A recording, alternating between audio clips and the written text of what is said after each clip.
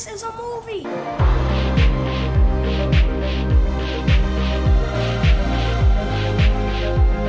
Keep repeating.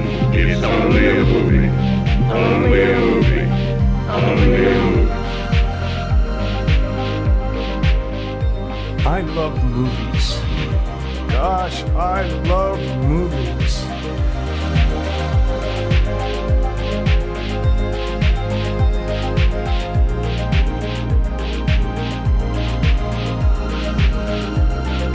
Listen to the Matt and Mark Movie Show. Ladies and gentlemen, we have got an exclusive. A Matt and Mark Movie Show exclusive. Holy shit. Check this out. It's the monkey bread. Mark got the monkey bread. I just got it this is not even a joke, maybe 40 minutes ago. Holy and then shit. I drove home super fast because I was like, okay, I got to try this on the pod since it was mentioned here. Yes. So this will be my first time trying it. Ready? Should I do it? Here we go. Go for it, dude. That's fucking delicious. Oh, fuck yeah, dude. Wait, okay, You know what's the flavor like? Describe it for us. Okay, I think I actually have the perfect description for it. It's basically, when you have when you get Cinnabon and everyone's fighting for that fucking center because it's the best part. Yes. This tastes like just the centers of a cinnamon Holy bun. shit, really? Is it like gooey and soft? Dude, this is so good. I have to get it away from me, otherwise you're just going to hear me chewing. You're just going to be eating. This is going to be the episode where Mark just eats monkey bread. Last week, we just talked about monkey bread. This week, he's just going to eat it. What if I just ate the entire dish on air? Damn, Live that your is dream. delicious, man. Holy shit, shit. Armand. Wait, I got to know. Cover it. I have so many questions now because Wow, people are going that to is want to know. Good. Oh, you know what? I'm going to also grab the box so you can see exactly which one I got. Yes. And while you do that, I'm going to tell people this is the Matt and Mark Movie Show. Welcome back to everybody. Where you heard there was an exclusive Mark trying the monkey bread live on air for you people. This week, we are reviewing Robin Hood, Prince of Thieves from 1991. We're going to be reviewing that in depth on the show. You know how we do. But first, we're going to be doing some housekeeping, a little catch up on that. And if you want to get to that review, just go ahead and scrub ahead. And but first, we got to talk some monkey bread. Wait, dude. Okay. Now that you got the monkey bread, where did you find it? The exact one you mentioned. Because you said you were at Ralph's or you were at wherever you shop and you couldn't find it. Okay. Right? So near me, there's Ralph's. There's also Trader Joe's. Those are the ones I frequent most. And I Googled it, and both of them supposedly had it there. This specific brand, too. It's Bridgeford. I went there. There's nothing. So yesterday I went to go shopping for it, and I was like, yeah, I'm gonna have a lot of time. I'll make it the night before. I'll wake up and have some with the coffee, like breakfast. Nothing. And then I was like, shit, what else is around me? And then I completely forgot there's a Vons near me. Vons has it, and it was $1 off. So it was only like $4.99. Fuck yeah. Which is cheaper, way cheaper than like a Cinnabon. But you should support Cinnabon because I don't want them to close. Cinnabon is awesome. Really good. No doubt. Cinnabon is a little pricey though, especially because you really only get it in two places. At least I only get it in two places: the airport, or you get off at JFK and there's that one scumbag Cinnabon that you can get before you go to New York. There's that one, or I would get Cinnabon in the parks, like at Universal, where every price is jacked up. So a normal Cinnabon is like $18 or something fucking stupid. Yeah, it's crazy. And the ones, crazy, remember, they used to be like super prevalent during like the mall era, and you would smell Cinnabon. Yes. I think I've seen it at like one mall that was still open, and you get the fresh one that's like right out of the oven. Oh my God, it's so good. So, do you think that now if you step back into a Cinnabon, they're going to know that you cheated on them? They're going to be like, hey, yeah, it's kind of like when you hang out with another dog and you come home to your dog and it smells the other dog. You've been touching other dogs, like hanging out. You've been sticking your fingers into other cinnamon pull-apart breads, you son of a bitch. Dogs. You have a very worldly dog, is what I'm saying.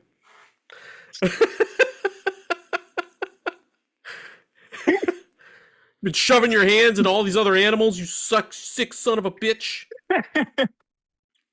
There you go. Monkey bread. Dude, listen, if you get a monkey bread craving during the show, do not let this show be the thing that stands in the way of you having monkey bread.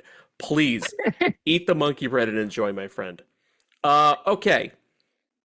Let's do some quick housekeeping. I was watching the podcast. There we go. Housekeeping, aka Mark's Monkey Bread break. On the socials. Mark is on TikTok, Mr. Monstrous. The link to follow him is in the show notes. I am no longer on TikTok as the Ellisons don't like me for some fucking reason. I don't know why. The Matt and Mark Movie Show, at the Matt and Mark Movie Show. Find us on Instagram, Threads, Blue Sky, and most importantly now, YouTube, where you can like and subscribe. And as Mark told us last week, you can hype that video. And you have to do it within, I think, 7 days. Definitely. Once it's like the beyond fucking that, Ring it's tape. over. You watch it, and in 7 days, some shit, we need you to act like the Ring. We need the shit in 7 days. Every episode from the beginning, from our humble beginnings to now, is all on YouTube. You can listen to most of the audio there. There are not video versions. There are video versions of some episodes. It really depends. But mostly it's audio on YouTube, which is apparently all the rage now. And voicemail, 707-948-6707. Call, leave us a message. We'll play it on the show. There is no message this week. Sorry to tell you. But podcast guy, he's try the monkey bread and then call us back. Dude, what if podcast guy is like the secret heir to the Bridgeford fortune? I was watching the podcast. That's why he doesn't want to call, because he knows we would hit him up for free monkey bread. He's like, I can't be giving away more free monkey bread. Everyone I know who knows I'm a Bridgeford man demands free monkey bread. I'm a Bridgeford man. Are you a Cinnabon? Are you a Cinnabon man or a Bridgeford man? I'm a Bridgeford man. It's like, are you a Harvard man or a Yale man? I rode in the Bridgeford Regatta. That's the only rich people thing I know is like fencing and regattas. That's the two rich activities I know. I don't know about this. Oh my gosh. Again, I was poor and fat. The activity I know is going to Cinnabon. That's the activity I know. Okay. I do think Cinnabon is going to know you cheated. You're going to walk in and you're going to have a look of shame and they're going to be like, where you been, you son of a bitch? Like you smell like cinnamon, but I don't smell that sugary coating that we put on. How dare you show word? your face in here after going to Bridgeford? You smell like a Bridgeford man.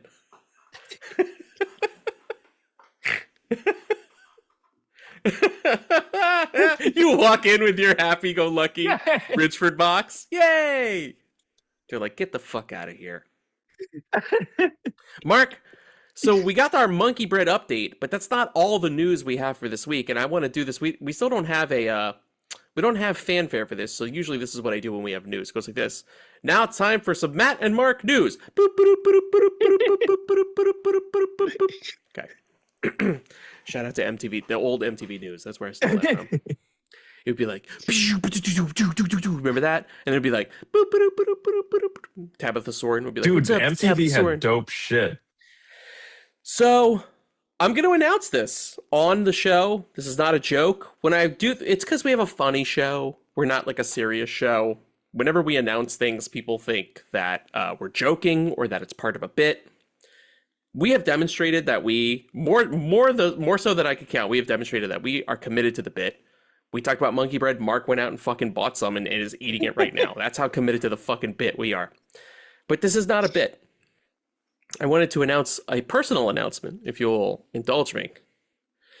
Mark knows this, but you people at home don't. I'm moving. I'm not just moving places. I'm moving towns. I'm moving across the country, actually. So no longer will I be in this one-horse town. I'm officially moving. And I'm going to be moving at the end of May. So why am I telling all you people this? Who gives a shit? Well, I'll tell you why. Because it's going to impact the podcast probably mostly in May and June. But really what's going to be happening is while I move across the country and get settled in my new place and do the basic shit like get the podcast studio set up, get fucking internet, make sure my apartment shit is okay wherever I end up. The show is obviously for going your to be physical media. yes, I gotta get. Oh, dude, I'm definitely gonna get way more shelves for physical media. I'm running out of shelf space now, so one of my top priorities in the new spot is gonna be having a lot more shelf space for more movies. All those pre-orders too, because I pre-ordered like 18,000 goddamn things. So I'm moving. So I don't know exactly when or how, when the people at home will start to notice the changes on the show. But really what'll happen is, I think towards the back half of May and the first half of June, we might go dark a little bit. Just for a couple weeks while I get settled and all this shit. And then you'll probably see us pop back up at the end of June. Now, I'm going to tell you something that sucks about that. I'm excited about moving, but there's something that sucks about that timeline. Is in classic Matt fashion, everything I want to talk about is happening while we're going to be shuttered. So like Disclosure Day, the new Steven Spielberg movie that is basically a follow-up to Close Encounters of the Third Kind, one of my favorite movies of all time. That is happening like when we're going to be down. Masters of the Universe, the new Masters of the Universe movie. Oh no. That I was like, oh, when I saw the trailer, I was like, Mark and I are definitely going to review this on the show. We'll do a whole show dedicated to Masters of the Universe. Guess what? The show will be down because I will be moving. By the time I get around to seeing the Masters of the Universe movie, it's going to be like old news. It'll be like 3 weeks old. Nobody will give a shit anymore. So I think, and there was one other thing too that I was like, fuck, we're going to miss that too. Oh, well, I care about this. I don't know if you care about this. Mandalorian and Grogu is happening at the end of May. Oh, shit. I'm a big Mandalorian fan. That was something I wanted to talk about. All of these things, these are pretty big summer things, like summer tentpoles. We're not going to be discussing on the show, at least not in a timely way. Like, I think when Mark and I come back, and we'll figure out how to do that. When Mark and I come back, maybe we'll do another. Do you remember last summer we did Summer Bro Down? Where we basically, Mark and I went dark for a couple months and basically like took a summer break. And we just caught up about like every summer movie. We did like 10 movies or something. That show was insane. And it was a very popular episode for us. Summer Movie Bro Down, like did very well. So we might do another version of that. Maybe we'll do like a Summer Movie Bro Down 2. We can make it an annual thing maybe. But yeah, if you were counting on like a Disclosure Day episode, it's not going to happen. If you were counting on a Masters of the Universe episode, it's not going to happen. But you will probably hear us talk about those movies eventually. Yeah, and Mando. Wait, is Mandalorian's not coming out on May 4th? I know, which is so fun. Star Wars always does that. They always do some stupid shit. They have like the perfect opportunity to do something on May the 4th, and they always blow it. Mando comes out, I want to say like May 25th or something. Something stupid. They could have had it. That is so weird. It's like that close. Why would you not? And it's already that date's on everyone's mind, and it would give them something to celebrate. So there you go. Now, I'll tell you this. I'll tell you where I'm not going to tell you the exact place, but I'll tell you where I'm moving. Your exact address. Here's my exact address and P.O. box where you can send me anthrax. I currently live in Northern California, which I've berated many times on the show. I'm moving to, drumroll, here we go, Cleveland, Ohio. I say that and Mark bursts into laughter every time I say it. Every time. I tell actual jokes on this show and I don't get that kind of reaction. When I say Cleveland, Mark fucking dies. Every time. I'm moving to Cleveland. Oh my God. I know it's not that's not where I'm from, by the way. I've never been to Cleveland. I like have visited once. Why am I moving to Cleveland? Well, maybe I'll reveal that at another time, but I'm moving to Cleveland. Do I have family there? No, I have no family there. Is there a job opportunity there? Not for me. Do they carry the Bridgeford monkey bread? I have no fucking clue. They probably have amazing baked goods there. I would think so. It's Cleveland. Everybody's fat, right? It's the Midwest. Everybody's got to be super fat, right? Dude, the food there is going to be amazing. It's got to be good. It's got to be good. Pierogies. You're going to have to get like an anamorphic wide angle lens. I'm going to have to get a double bypass. Dude, they're going to be like, Matt looks like the Juggernaut from X-Men, and not in a cool way. He's just super wide. You look like Pearl from Blade. Yeah, exactly. Yeah. Remember that one lady from Slither who's like, I'm so fucking hungry? Remember that lady who's like the size of a planet? Yeah. Have you watched the new episodes of The Boys yet? Oh, jeez. No, I haven't. There's a character that is I want to, that though. would fit this conversation perfectly, who is massive and gigantic, and I'll leave you to discover that on your own. Anyway, Wait, so when you were there in Cleveland for that one time, what did Yes. you think? I didn't see enough of the city to get like a real beat on it. I think it was mostly like I went and it was cold and gray and rainy, which I'm told is the norm. I'm hoping, if anything, that it is a positive for my allergies. That like if I go there, there's gonna be no trees, no sunlight, nothing blooming. Gotta equal no allergies, right? That's my hope. But I went to their downtown area. Their downtown area at the time, it was like all decked out for Christmas. So it was like, Cool. They put a huge amount of effort in. The downtown was really lit up. There's this crazy giant, and I'm talking like giant life-size, like oversized, gigantic chandelier that hangs outside over the street. It's really bizarre looking. It looks like an art piece down in what they call Playhouse Square. It's a pretty cool city. I mean, look, I lived in New York for 20 years. Mark currently and has lived in New York mostly all his life. You can't beat New York City. You just can't. It's That's a tough one. It's crazy. That's the city that's always going to be emblazoned on my mind, right? Is Cleveland going to compete with that? Not a chance. But I'm hoping it will be better than the one-horse town that I'm living in now. Oh, you'll have way more options, I think. Yeah, That's what I You think. might enjoy it, or you'll be able to do more there than when you currently are.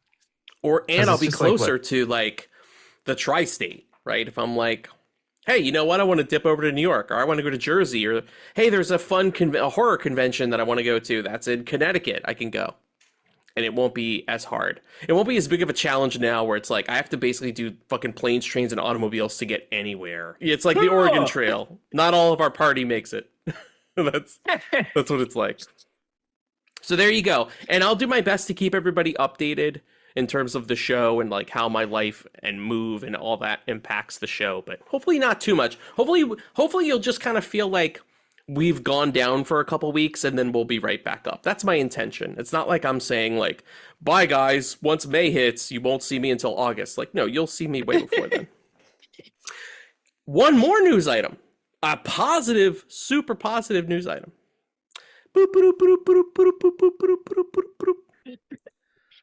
We have officially booked HHN 35. Yes. Yes. It's all booked, Mark. It's finally happening. Oh, shit. That's It's all crazy, booked. man. I can't believe that hotel. happened so soon. The event. Yes, because we are going, I think we teased this. We're going to Orlando this year because it's an anniversary year. It's HHN 35. So we're going to have icons in the park and crazy characters and shit. It's going to be crazy. So we're going to be on the East Coast this time, which will be even better for me because I'll be coming in from Cleveland. So that'll be much shorter for me. But Mark, we are all booked, dude. We are all booked. Damn. So, That's insane. And I'm definitely I can't believe it happened so early. Yeah, well, I guess in Orlando, it usually happens earlier because you and I are used to Hollywood shit where they make you wait till fucking August before you can make plans. In Orlando, they're like, it's February 1st, get your plans ready. Does it sell out super quick? Yeah, it does normally, and the pressure's up too because it's an anniversary year. So people are going to be flocking in. I think the event is going to be far more crowded than you and I maybe are used to. Because we've done Orlando one other time. So And it was I that one. There's a lot of people there. there was a for fuck ton of sure. people. I think expect that and more, my friend. But yeah, Damn. Mark and I have done I'm Hollywood excited. for like the last 2 or 3 years in a row, and we were like, let's fucking go to Orlando. It's an anniversary. We're tired of seeing the same houses. We're tired of being stuck behind people bringing their kids into haunted houses, having Taking their cell phones escalators. out. Yeah, dude, we want to go to Orlando where they take their shit seriously. So there you go. We will be returning, and we're Man, gonna have I'm our very trip, excited. which I can't wait for. And then we're gonna do our HHN episode here on the pod where we'll rank all the houses and shit. So Hell yeah. exciting shit, dude. Damn, that's gonna be fucking awesome. I can't wait. I know. It'll be cool to go during like one of these like iconic years too. Yeah, this is like, and this was a good year to go because their biggest icon, Jack the Clown, is going to be represented there. Oh shit. In fact, I don't know about this for fact, but I know that in previous big anniversary years, like 25, 30, they've had houses that have like five icons in them, kind of like a Freddy versus Damn. Jason, where you've got all these famous icons from Orlando's event facing off in a house that you get, like a mega house that you walk through.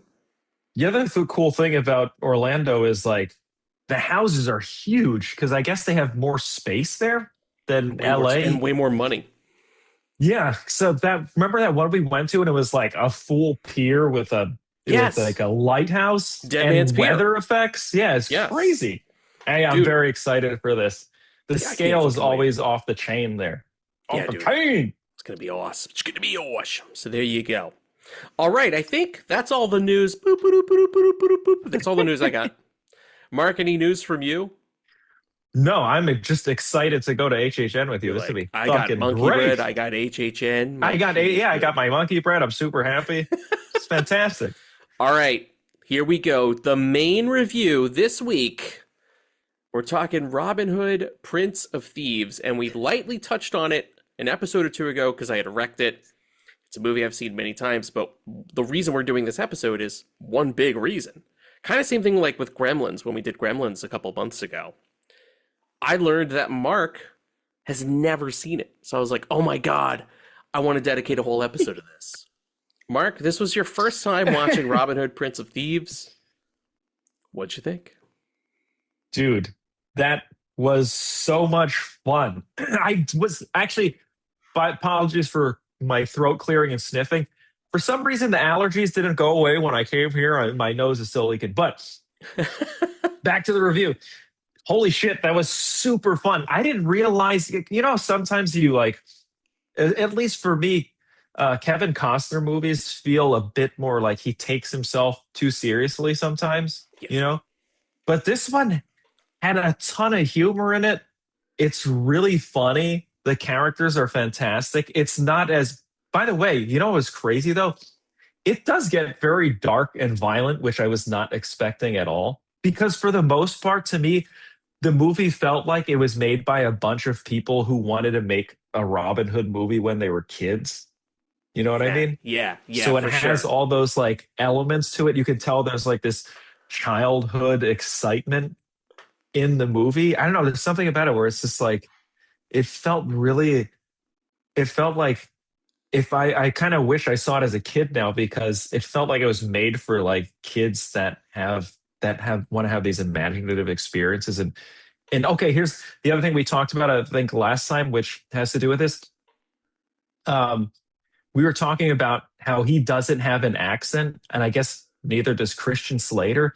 But because of the way they made this movie, it didn't feel like it wasn't calling England to itself. Although, yes, they mentioned the king. It just felt like it's this kind of alternate reality fantasy world because there's like a witch. There's like, the villain is Alan Rickman, super over the top. And he's like, dude, some of the stuff they do to enhance that too with like those extreme close-ups of him when his face is in this, and it almost looks like it's a wide angle lens. So you have this like larger, it's almost caricaturist version of him.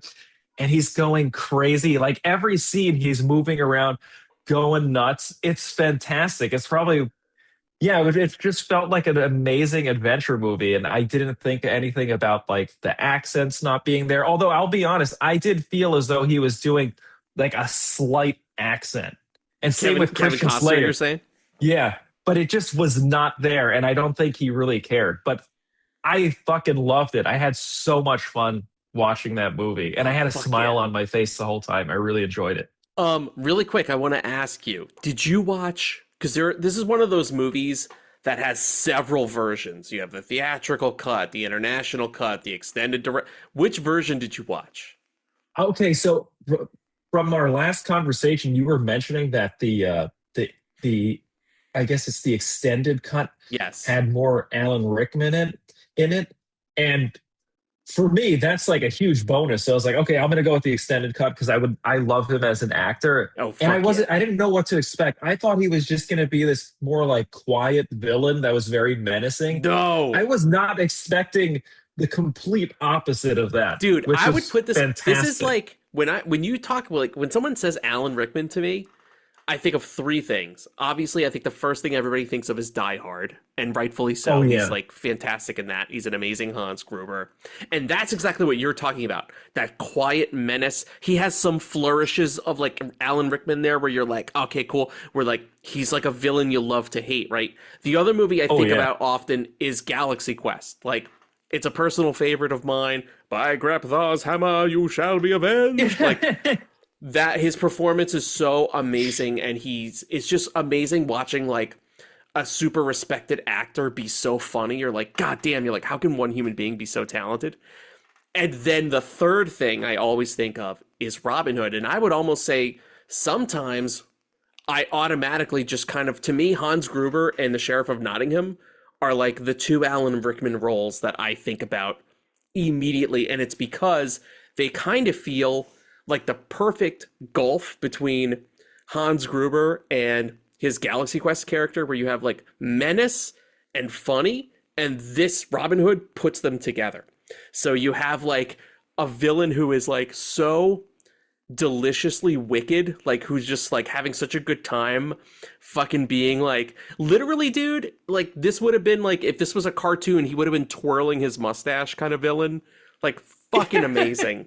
And he's got so many good lines in this that apparently we're also going to talk about this and try to sort some of this shit out, because there's like a lot of lore behind this movie and the making of this movie, and I don't know like what's real and what's not. Oh, we really? may fact check some trivia, but apparently one of the most well-known stories behind this movie is that Alan Rickman wound up basically writing a lot of his own dialogue, because the Sheriff of Nottingham was written kind of like what you're saying, like a little quieter. He didn't have all the like eccentricities and the flourishes of Alan Rickman, and Alan Rickman was like, nah, fuck that, I'm just gonna say this. And the director Kevin Reynolds was like, yeah, sure, go for it. And it wound up being so good, they were like, just let Alan Rickman do whatever he wants. And Wow. I guess Awesome. by the middle of the shoot, people were talking about like how amazing Alan Rickman was in the role, like on set and at the studio. And Kevin Costner was watching dailies of Alan Rickman, and he's like, fuck, he's stealing this movie from me. I need to up my game, because if not, people are just going to be talking about him and not me. So it actually made Kevin Costner kind of, to me, look, I think a lot of criticism has been leveled to Kevin Costner in this movie because people say he's lazy, like the fact that he doesn't have an accent. But I would argue this, and I actually did some thinking about this because I rewatched it for this episode again. Like, this is like the third time I've rewatched this movie this year alone.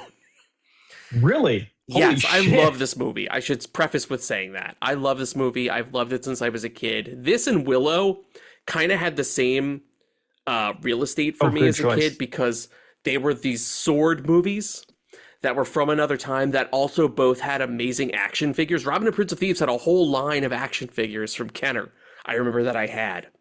We should look at pictures Wow. of those, because they're fucking awesome. Oh, yes, please. Let's do it. Wait, fuck it. Since we're talking about it, I'll find them right now. Oh, by the way, before I forget, because you mentioned Alan Rickman coming up with his own lines, dude, anytime he told someone to shut up, I was laughing my fucking ass off. Like, Where's that one line? "Shut Where he's up, like, you shut up, you twits." twits. Yeah.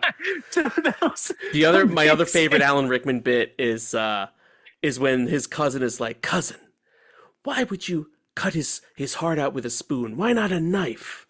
And Alan Rickman is like, because a spoon is dull, it will hurt more, you idiot. Fucking amazing, dude. Just Mark, treats everyone like garbage. here are Oh, the shit. toys. Here are the toys. We're checking out the actual line of toys from Robin Hood, Prince of Thieves. Here's the whole the movie lineup, did dude. well back in the day, right? Here's the whole lineup, bro. You got Holy shit. You got Robin Hood. Yours for $12. You got two Robin Hoods, because you got Crossbow Robin and you've got Longbow Robin. Little John. Azim. Dude, I fucking love Azim. Azim rules. And you got some bad guys. You got a Will Scarlet. I actually had Will Scarlet. I remember as a kid, he was like one of the tougher figures to get. And I remember my cousin got him and didn't like Will Scarlet, and so he gave me the figure, and I was like, haha, bitch, thanks. Friar Tuck. Nobody had Friar Tuck. Nobody had this figure at all. Sheriff of Nottingham. That doesn't even look like Alan Rickman. Look at that, dude. Yeah, it looks nothing like him. It kind of looks like a Ninja Turtle that they painted with human colors. Yeah. By the way, you know what I thought was a funny scene? Speaking of crossbows.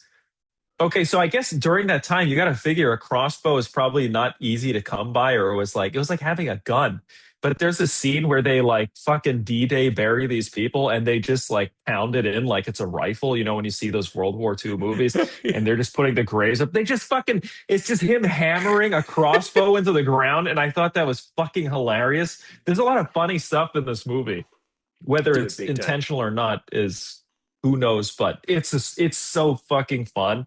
I'm telling you, this is like the most fun I've had with a movie in forever. And I had going into it, and seeing the trailers as a kid and the posters, it does look very serious because you have like, you know, there's the village burning behind him and he's drawing the bow with the flame. By the way, that slow motion shot where he fires that flaming arrow toward the camera is so good. Dude, I was not expecting that to look so cool. All of the arrow visuals in this movie put it over the top. Like, it would be enough if it was just, because that's the thing, right?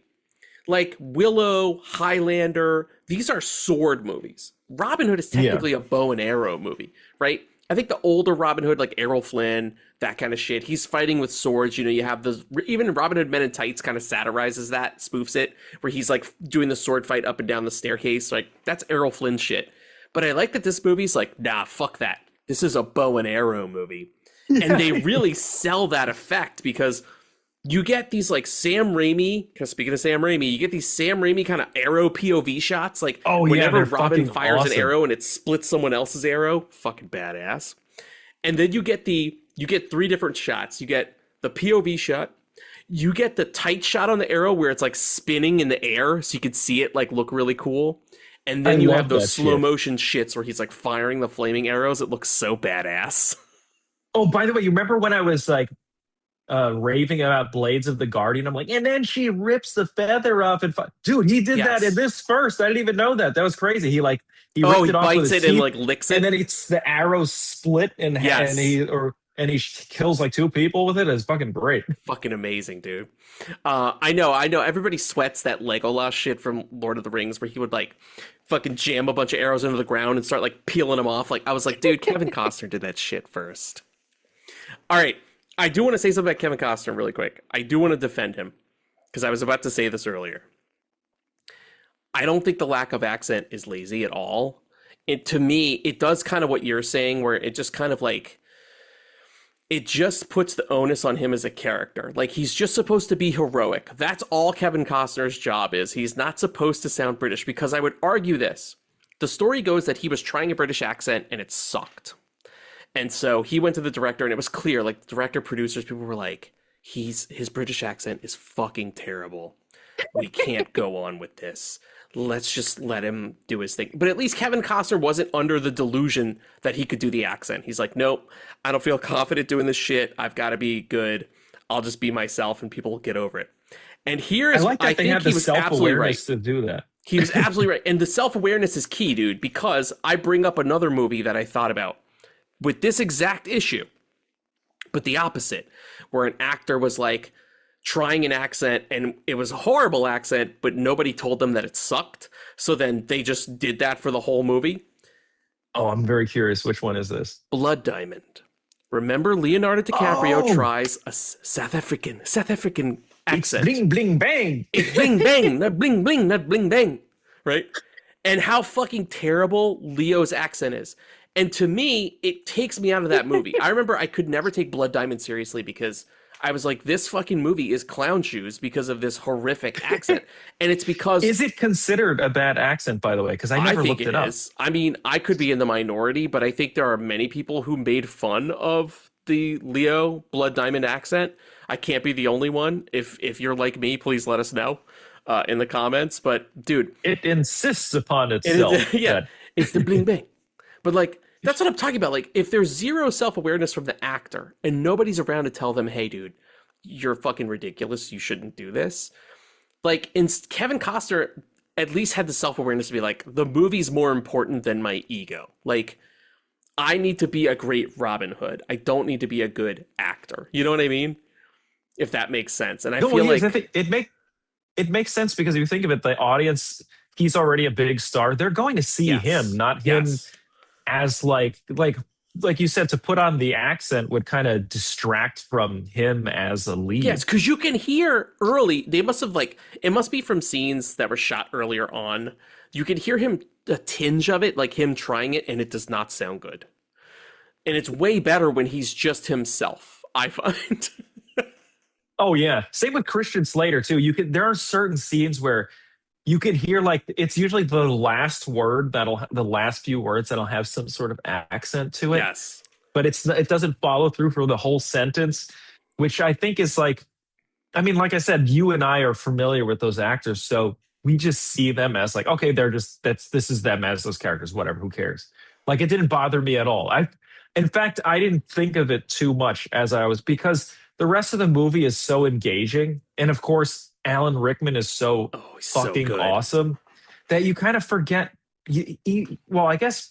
Oh, actually, that's what I want to ask you. What did Kevin Costner do to kind of like level the playing field? Because Alan Rickman is like, he fucking kills it. I have a theory about this. And this has not been proven anywhere. But my personal theory is the thing that we love about the movie, where we're talking about these cool arrow shots and slow-mo and shit, I think that's what he brought. I think he was like, I think before it was very much a standard sword movie. Maybe they had some bow bits, right? But it was like shot very flat, kind of like when the Merry Men are learning how to fire the arrows. It's shot very plain, right? Yeah. I think Kevin Costner was like, you gotta make me look like I can't outact him, but you gotta make me look really cool. And I think Kevin Reynolds' idea was, let's give him slow-mo arrow. Let's give him all the hero shots. So like, if there's fire behind him and he's firing a flaming arrow, that shit's in slow-mo. If Robin's gonna shoot an arrow, he doesn't just shoot one arrow. He shoots two to kill two guys. If he's showing somebody a trick, he splits the arrow in half. Like basically, let's make him as cool as possible. Dope, by the way, it was so when awesome. that first arrow split shot where it's like that close up and it just goes. Yes, it looks fucking dope. It looks so good, right? And that's the thing, like, and it's a lot of it's physical effects, so it's aged really well. It looks so good, dude. Especially like those big giant explosions at the end, like when they're loading the barrels at where they're gonna try to hang them all. And those fucking castle walls are being like blown to pieces and shit. It looks so awesome. It looks great. It does. It looks so good. Anything with fire looks awesome in this movie. Oh, and there's a huge fire sequence when the sheriff attacks the Sherwood Village with the Celts. Like, the fucking burn it. Yeah. And I love that. Dude, the Celts were awesome too. While the Celts are burning the village, cool Alan Rickman is like picking something out of his teeth. That's how fucking bored he is. He's such a good. He steals this movie. It's his movie. He's so good at it. Oh, someone else steals the movie too, which I was not expecting at all. At the last part when Sean Connery pops up. Yes. I did not expect that at all. It was such a cool surprise. Yeah, dude, you get a little Untouchables reunion there. That's why I was like, I wonder if Kevin Costner called in a favor and he was like, hey, can you show up to do this? Oh, man, that would be so cool. Yeah. But you need a big actor to play Richard, right? Yeah, it couldn't have been like someone like some no name. Otherwise, it doesn't have that impact that he does. And the fact that he turns up for such a short period, for such a short scene is pretty cool. It's very cool. That's like a big thing to have, I think, back then. Because he was still like pretty big as an actor, right? He had just won the Oscar. And he had done Hunt for Red October. So he was like a big... I mean, this was like the pinnacle of his career. And they were like, can you show up to do this cameo for 2 seconds? Robin Hood Men in Tights spoofs that too, Mark, by the way. And if you Dude, I rewatch kept Men in calling that guy Tights, Blinken. yeah, at the end of Men in Tights, Patrick Stewart shows up for one scene to play King Richard because it's spoofing the Sean Connery appearance in this movie. Shit. Okay, now I got to rewatch Men in Tights. Yes, there's a Blinken in this movie. My eyes. The casting is so good. Wait, not only do you get the main cast, who we'll talk about, we've already talked about Alan Rickman and Kevin Costner, but like you get some fucking balls out awesome character actors. Michael Wincott playing the cousin. He's got the best voice. You also get, by the way, sometimes he would say shit in the English accent. He actually is trying to put it on. I could not understand a single word thing he said. It was just like well, garbled. because you know what it is? He growls and he does the accent, so it just comes out like one long noise, like you're like, what? And then he just charges off on the horse. Yeah. Like I was like, there's several scenes where you cannot understand Michael Wincott. The only time I understand him is when he's like, why a spoon, cousin? Because it's dull, you twit, it will hurt more. Brian Blessed playing Robin's dad, the Hawkman from Flash Gordon. Hawkman away! That's Robin Hood's you know dad. what's crazy? I was wondering who that was. I was like, oh, that guy looks so familiar. Yep. It's Brian Blessed.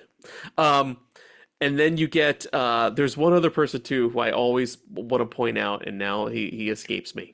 Oh, it's the guy who plays Friar Tuck, because he's in a bunch of movies. He's like not a well-known name, but he's like one of those that guy tell actors. Who that was? He is the hypnoptist in Office Space who has the heart attack. He's also been in a bunch of other movies, but every time you see him, you're like, really? oh shit, it's Friar Tuck. Yeah. But dude, can I ask you a question? Did you think that character, the Friar Tuck character, he was such a piece of shit? He has one good moment, and it's his final moment, because he's such a colossal asshole, a fucking bigot. He's a bigot the entire movie. Dude, he's a piece of shit to Morgan Freeman. He's a piece of shit until the end, when he finds that lion-ass cardinal, and he's like, let me help you pack for your journey. And he gives him 30 pieces of silver, and he pushes the guy out of the fucking stained glass window. Dude, that was amazing. That totally redeemed him, by the way. It did, yeah. That, by the way, that's another example of how violent it is. Because you should, okay, so for example, if it felt more like, it's weird. This movie felt like it was a combination of a kid's movie, but also had a lot of things for adults. Yes. Because that's was that like perfect magic zone, dude. That's why it had action figures. Like all the movies from our youth, Rambo, RoboCop, Aliens. These movies were for adults, but they were marketed to children. They had animated shows, which is crazy. They yeah, had you forget toys. This was right in that company, Mark. They had action figures. They never had an animated series, but the action figures were big. Kids were going to see Robin Hood, Prince of Thieves, and being traumatized by it. A whole generation. That built like that when they cut to the shot outside the window. Usually, if it was more like kids oriented, it would just be like the body on the ground. But dude, there's like a fucking pool of blood and shit. Oh yeah, this does not pull any punches with any of the violence. It's the first fucking thing that Robin Hood does when he gets back to England is shoot a guy in the face with the crossbow, and they show it. It's in the face. He gets a lot of headshots, dude. Also, when he hits like Will Scarlet through the hand. Oh, that shit was badass. It's I was not great. expecting him to shoot that guy. That was fucking crazy. The other person we got to talk about who rules as well is Morgan Freeman as Azim. Yes, and I was not argue expecting him to be is in the that only at all. actor in the movie who does an accent. But that is not his own, and does it well. Like he's just kind of doing a generic, a foreign guy accent, but it like works. But it makes sense because, it's like the Crusades were happening and this guy's come from that. So it's like he needs to have an accent so you don't confuse him with these other characters. And I think it works really. Dude, also seeing Morgan Freeman as like kind of like an action star was very cool. It was cool. And he works. He does it. He pulls it off. Like, and his Azim is a great sword fighter too. He looks awesome. Yeah, I really love his character because they could have played him off as just like, oh, he's mysterious because he's a Moor and he's kind of with Robin from the Crusades. You don't really know what his deal is. But they make him so well-rounded. They're like, He's a great swordsman. He's also someone who knows about medicine. He helps deliver Little John's wife's Yeah. baby. He's a person who's like very patient and he's wise. Like, it was very cool, especially for a movie in 1991, a Kevin Costner movie, by the way, Mr. fucking Yellowstone. It's like very progressive of this movie to have such a great treatment of this Muslim character. And he's great. He's like, I would argue him and the sheriff are the two best characters in the movie. Yeah.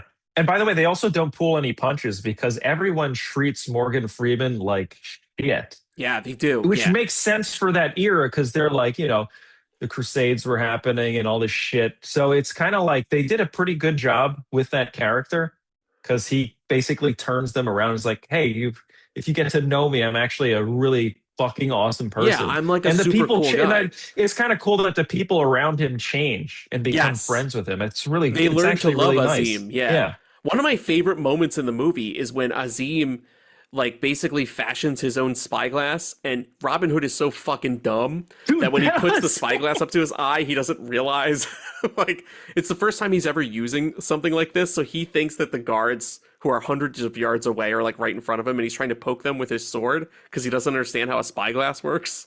Dude, that was another subversion with that character too, because it was like all the British people who thought they were like the shit, they're actually the morons. Yes. Like, that spyglass scene was perfect. It like sums every, and then I think even Morgan Freeman, he has like a little like one-liner where he's making fun of him for that Yes, too. he's basically like, this is your advanced civilization. Like, fucking people don't even understand Which how my I spyglass love works. that. Yeah.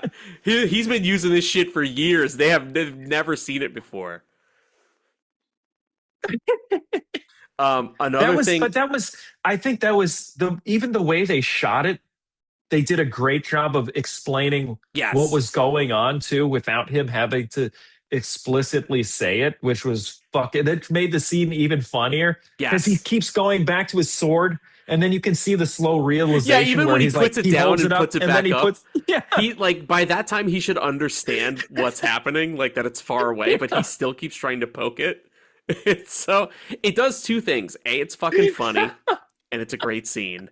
But B, you're absolutely right. It just also tells you how backwards England is, right? Oh, But they yeah. they're not even aware of this. They're the primitives. And the ironic thing is they're treating Morgan Freeman like he's the primitive. It's fucking so crazy. But it's such a good yeah. scene, dude. It's such a good, and It's Azim fantastic. fucking rules. Like, I love his sword play. Like, he gets a lot of good sword moments. The whole thing where he fights the witch. It's basically up to him to battle the witch. We haven't even talked about the witch, which is like Dude, the most I didn't crazy even element of know. this movie. Yeah. I thought it was like going to be a very straightforward movie. It's just like, here's a classical telling of Robin Hood. Not that I know the original story that well, but I don't remember any witches. Is there a witch in the original one? Not to You know? my knowledge, dude. Like I think this is solely created for this. Like, I don't know if it's part of the original legend or whatever, but like, I literally think, again, we keep talking about Willow, which is a movie we both love, but I think they saw Willow and they were like, we got to put some magic or something in this. And they were like, fuck it, have the witch show up. We're going to have our own witch. Yeah. And she'll be Alan Rickman's mom.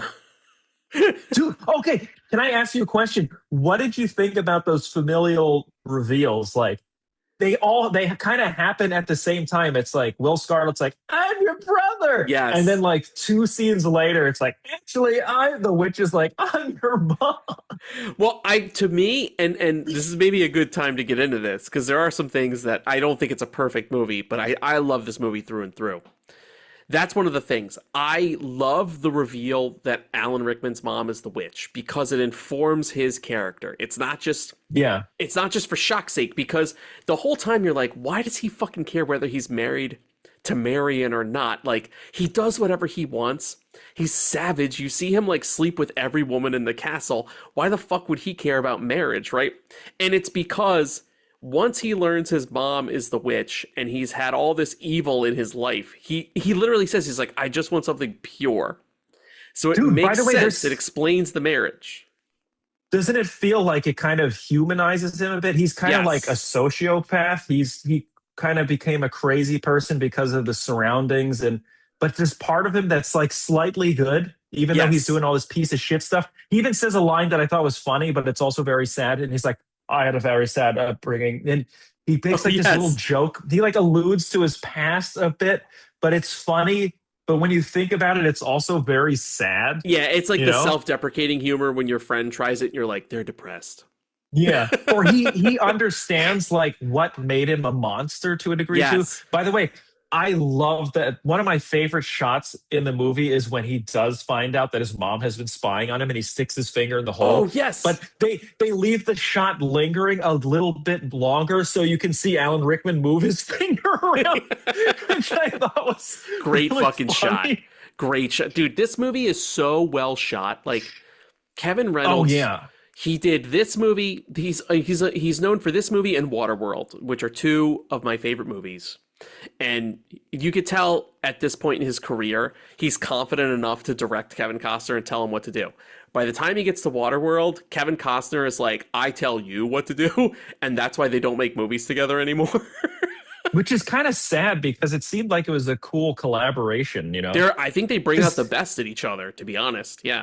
Yeah, Kevin Reynolds' visuals though, and he has this awesome way of capturing. I don't know, it's hard to describe it other than maybe it's like a not in romance novels, but it's a very romantic feeling and Yes. classic feeling to his pieces. Like even the music, it makes you feel like you're watching like a modern day swashbuckler film. Yes. You know, Like a classic some of the- adventure. yeah, exactly. Yeah. Yeah, he does it So so it- well too. Like even like the little visual tricks that he does where he like when he goes out for a wide to reveal Sherwood Forest, like he'll carefully plan his dissolves so that the leaves kind of blend the shot for you. So by the time you like you don't even realize how graceful the whole move is to glue those two And he has shots those, together. Those beautiful silhouettes of like nature in the foreground, and it Yes. kind of like hangs over the frame. Yes. It's a beautiful movie, actually. I thought it looked amazing, and it does it, by the way. And it's not, you know, sometimes you have like a beautiful movie, but then it's when it comes to like the action sequences, you can tell they don't know how to manage that. But this Yes. one like bridged both of those perfectly. Like Oh, everything in agreed. this movie is shot so well. It's it looks beautiful. fantastic. One of my I favorite really wish bits I is saw when in at the the end, theater. when they're in the castle and Maid Marian is trying to run from Alan Rickman, you can see the shafts of sunlight coming through Yeah, the that castle was down fucking the cool. corridor, and it just looks so awesome. Dude, that guy knows how to shoot a corridor. Every corridor shot, whether it's like a dingy, ancient one or like Yes. one in the castle is more beautiful, they both look awesome. Yeah. Hey, here's a question. Did you see this in the theater? Yes, I did many times. Oh, you This was did? one Oh, of you those lucky movies. bastard. This was one of those movies, you know, 91 was like a big movie year for me as a kid. Because like there were many influential movies that I saw in the theater many times. This was Uh-huh. like when I was like old enough to kind of just get left. Like if my family went to the theater and I wanted to see Robin Hood again and they were like, we've seen it, we don't want to see that again. I was old enough to just go on my own. They would just let me go. Like they Oh, would be in the shit. other theater seeing something else and I would be watching Robin Hood, and that was okay because they knew I was like well behaved enough. And this was one of those movies. And funny enough, this year, 91, was the same year as many movies I had the same experience with. TMNT 2 Secret of the Ooze, which we just covered, as well as another huge sword movie, which was Hook. So to me, Oh, shit. Hook was the sword movie and Robin Hood was the bow and arrow movie. And I remember Hook and Robin Hood Prince of Thieves had one super crazy thing in common, which is they both had a super cool character who also kind of sucks. So in Robin Hood Prince of Thieves, that character is Will Scarlet. He's like the badass cool guy who I would argue is cool until you find out he's Robin Hood's brother. Then he gets way less cool. By the way, Right? did you feel as though he was like, yeah, he does feel like one of these characters that like your younger audience is supposed to be like, oh, he's You're the cool supposed guy. I to wanna- think he's cool. Yes. But for some reason, Will Scarlet is kind of like a piece of shit. He's a piece of shit. Well, that's what I was going to say. And in Hook, So it's hard to he's connect with basically him. this movie's Rufio. If you remember Hook, Rufio is Oh, a yes. cool-looking character. He's the character that all the kids talk about. And what happens? He sucks and he gets dispatched very easily. Same deal with Will Scarlet. Like, they're basically, to me, the same character. Except that Rufio's not like, I'm Peter Pan's brother. That would be fucking lame. If he said that, everybody would be like, get the fuck out of here. But Rufio rules, by the way. I would pick Rufio, by the way, over Will Scarlet any day of the week. Rufio, much cooler character. character, much better performance. But oh, Will Scarlet, in the thing I defense- want to say about Will Scarlet is he pulls it off until the brother thing. Like we were talking about how I liked the Alan Rickman witch mom reveal. I do not like the reveal that Will Scarlet is Robin's brother, because to me, it reeks of convenience. Because it wasn't necessary at all, too. absolutely, I agree, dude. To me, doesn't it feel a little like the studio was like, we need a reason to keep Christian Slater in the movie, so let's come up with the fact that maybe he was the brother, right? Well, here's the thing: is it's like they set him up to be like he's kind of an asshole. He's always like butting heads with Robin. Yes. So when he does have this opportunity to like backstab him, like that's a cool story, because you don't know if he's gonna actually do something harmful or if he's gonna bring back information that will actually save all these people. And that's kind of a cool character arc, but I feel as though it was wasted on Will Scarlet for some reason. And they never give Will Scarlet, besides that, the decision to not sell Robin Hood out, they never give Will Scarlet a heroic moment. We never see him fight. We never see him like handle a sword or a dagger. He never gets a big heroic moment. His heroic moment is basically deciding not to be a piece of shit. That's his heroic moment. The coolest moment for him is when he gets shot in the hand with the arrow, and that's it. The only moment I really like from Will Scarlet is, besides him getting shot through the hand, is when Robin Hood and Azim catapult themselves over the wall and Christian Slater reacts and he goes, fuck me, they cleared it. Like he's shocked that they did it. Yeah. That's my favorite Will Scarlet moment, and I honestly wish Will Scarlet was more like that throughout the movie.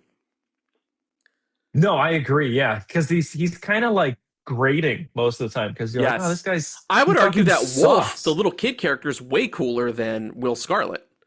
But when I was a kid, I didn't think Wolf was cool. I thought Will Scarlet was cool because he was older and he was Christian Slater.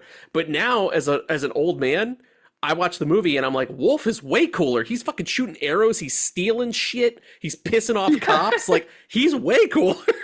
He felt like that felt like that should have been the Will Scarlet character, because you want to, I feel as though, and also the other thing is it's Christian Slater. This is like, his golden age. This is when he was young and getting bigger roles. Like, why do you want to make him unlikable? It's kind of strange. It seems like a bad decision.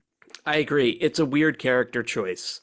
I also think that, weirdly enough, I just think there was probably pressure on them to be like, you got to put somebody young in here. And like the only character that the script has that could call for somebody like him is Will Scarlet. And unfortunately, Will Scarlet is just kind of a stick in the mud character. Yeah, it's very strange, because it's like, it almost feels like you can cut him out of the movie and he doesn't impact much. Yeah, anything. he feels... That's funny, dude. That's a good call. He feels like he is the extended cut portion of the movie. Yeah.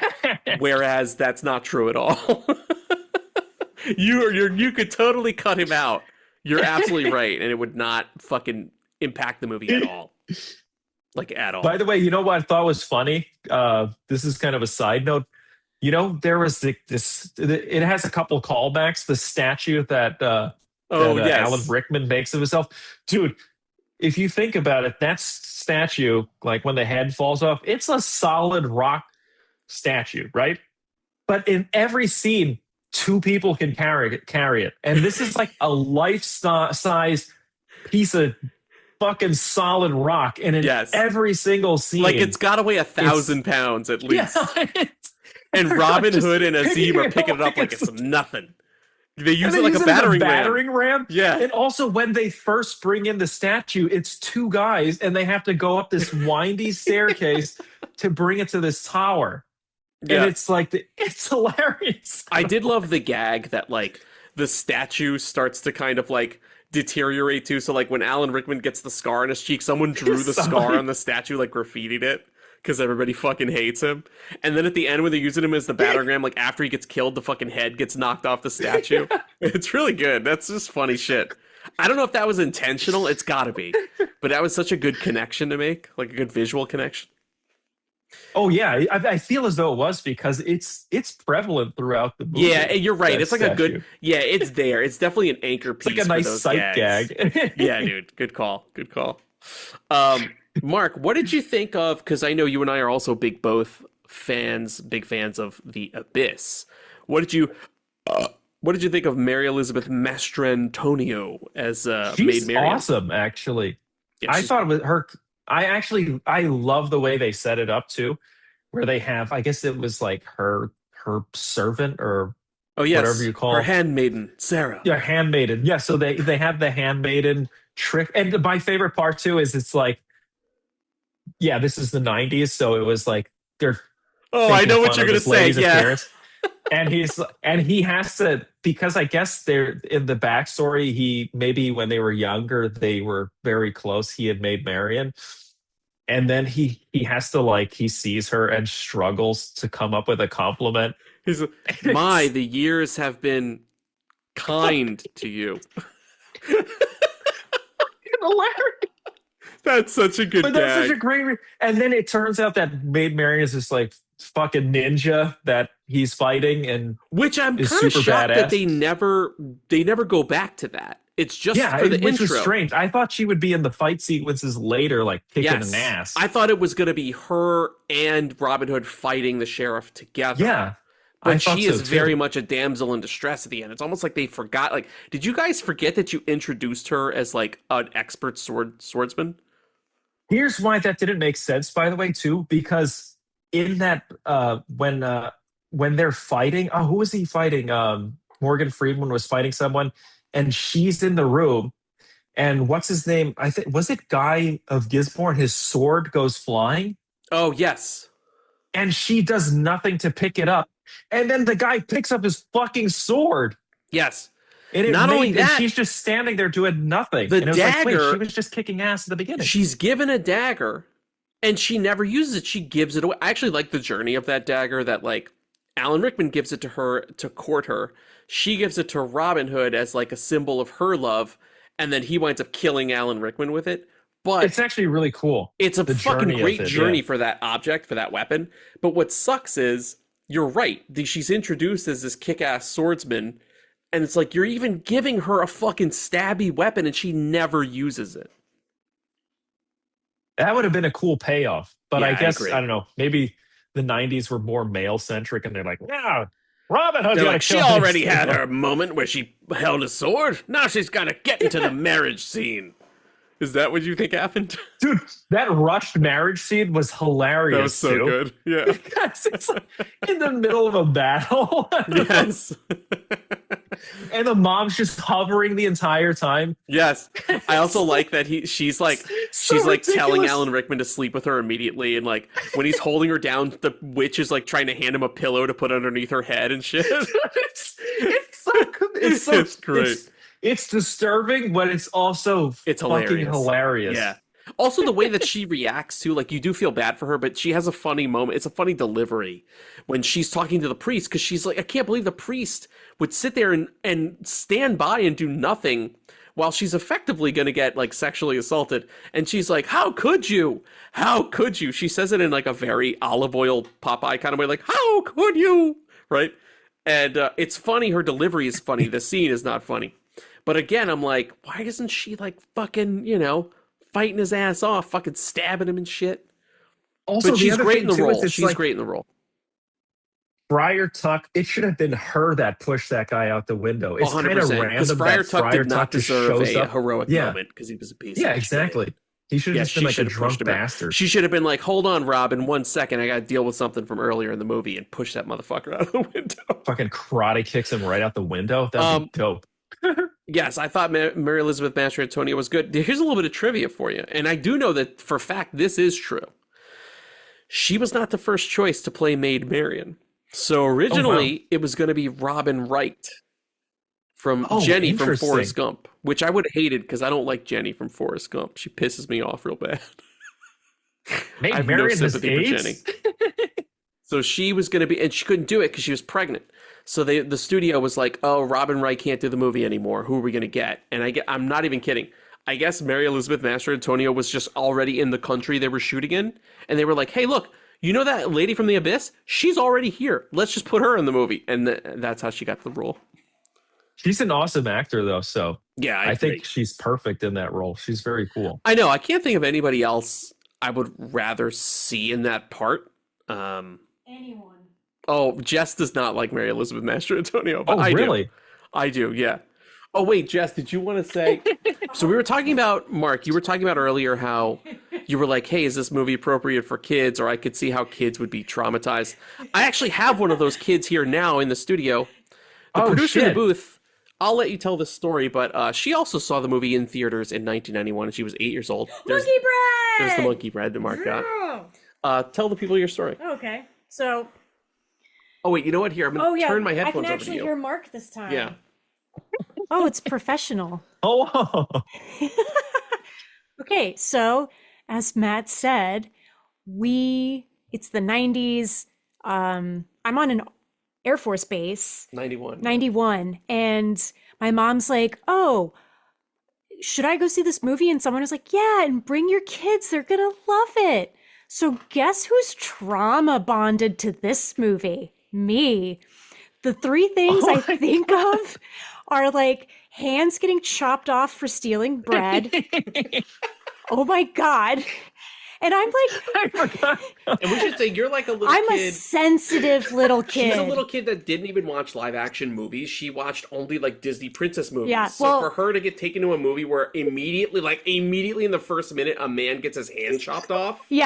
Yeah, and there's blood, there's screaming. Like, okay, I saw E.T. as a kid and had nightmares. So that kind of like ended live action. What's the other things you remember about Robin Hood? Okay, so then Robin Hood, the second thing was the decaying bodies in a cage. Awesome. And the third thing I remember is the horrible, traumatizing birth. Like... So, yeah, and then the last thing that I actually remember about the movie is my favorite thing, which is Bryan Adams. That's my favorite thing from the movie.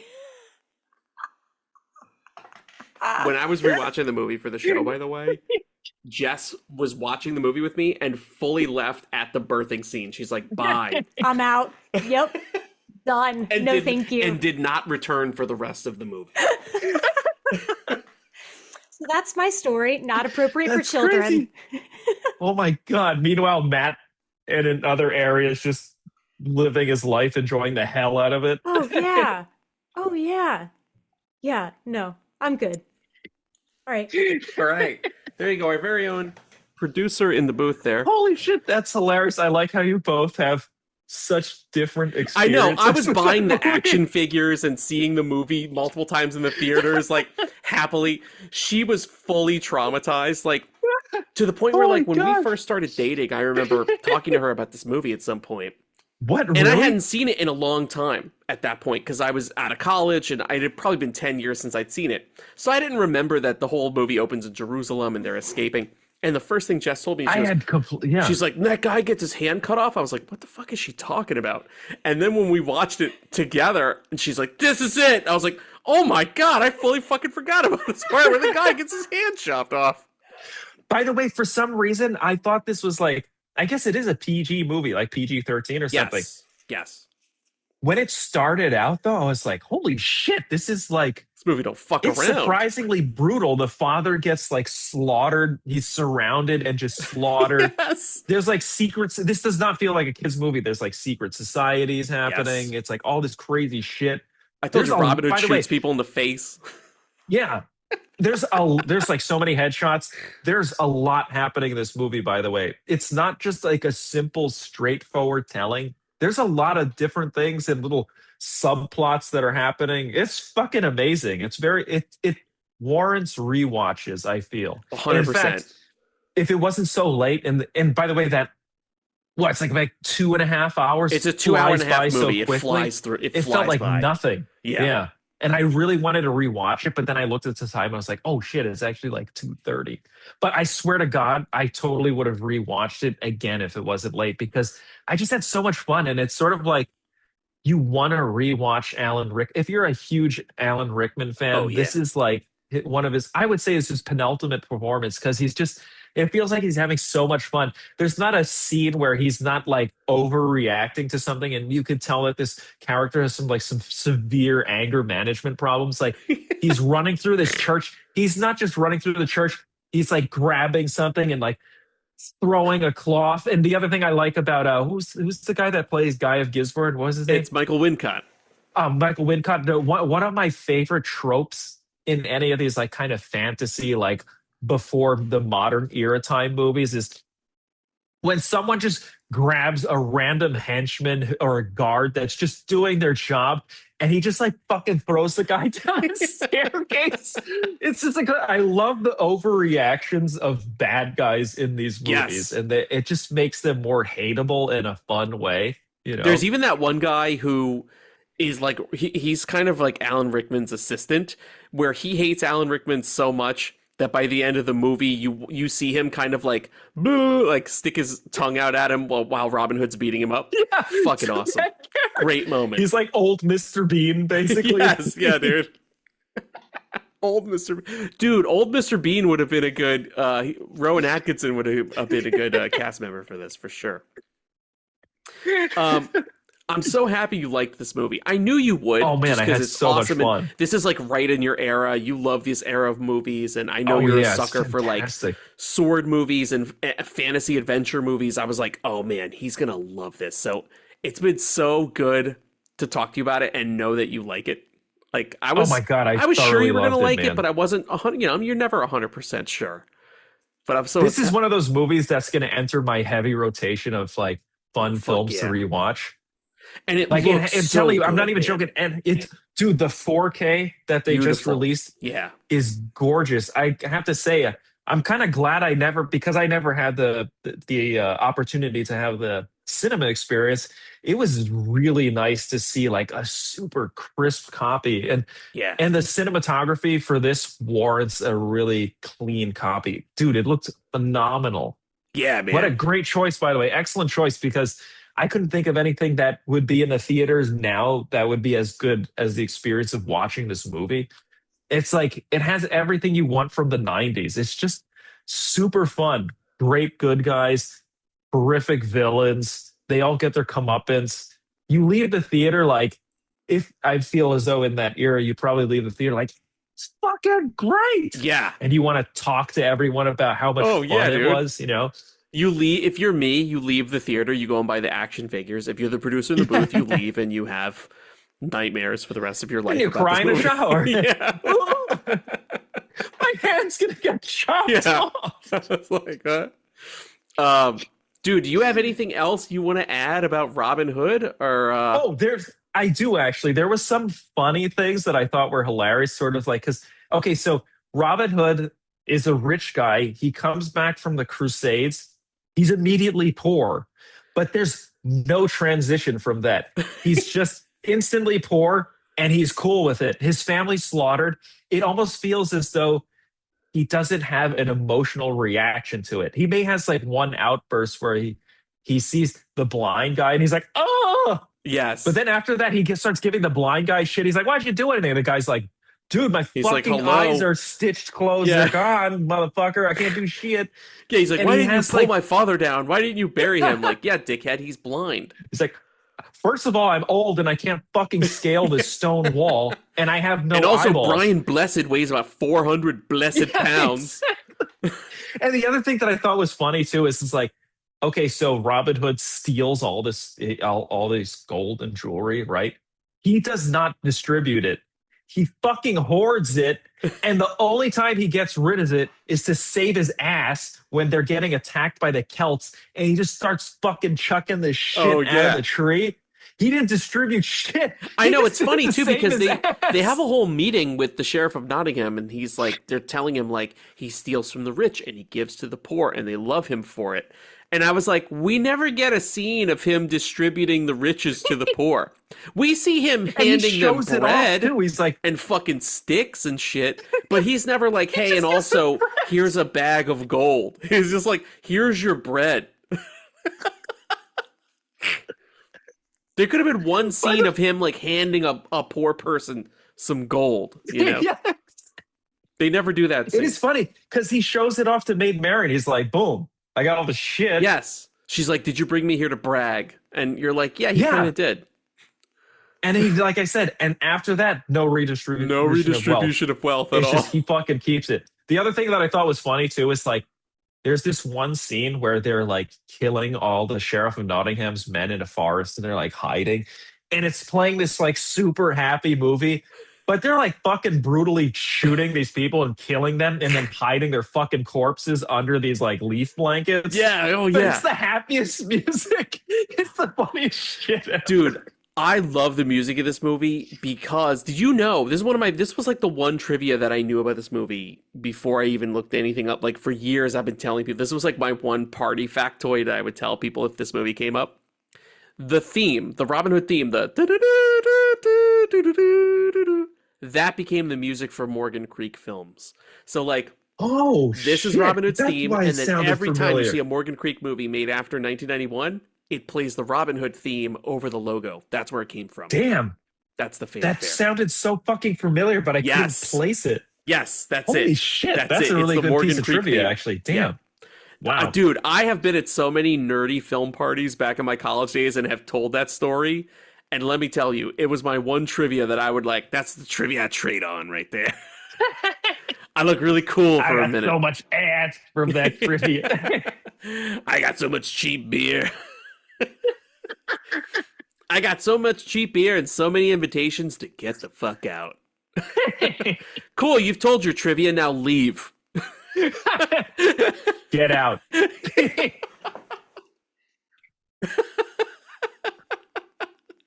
Do you want to hear my trivia about Mary Elizabeth Masher? Get the fuck out of here.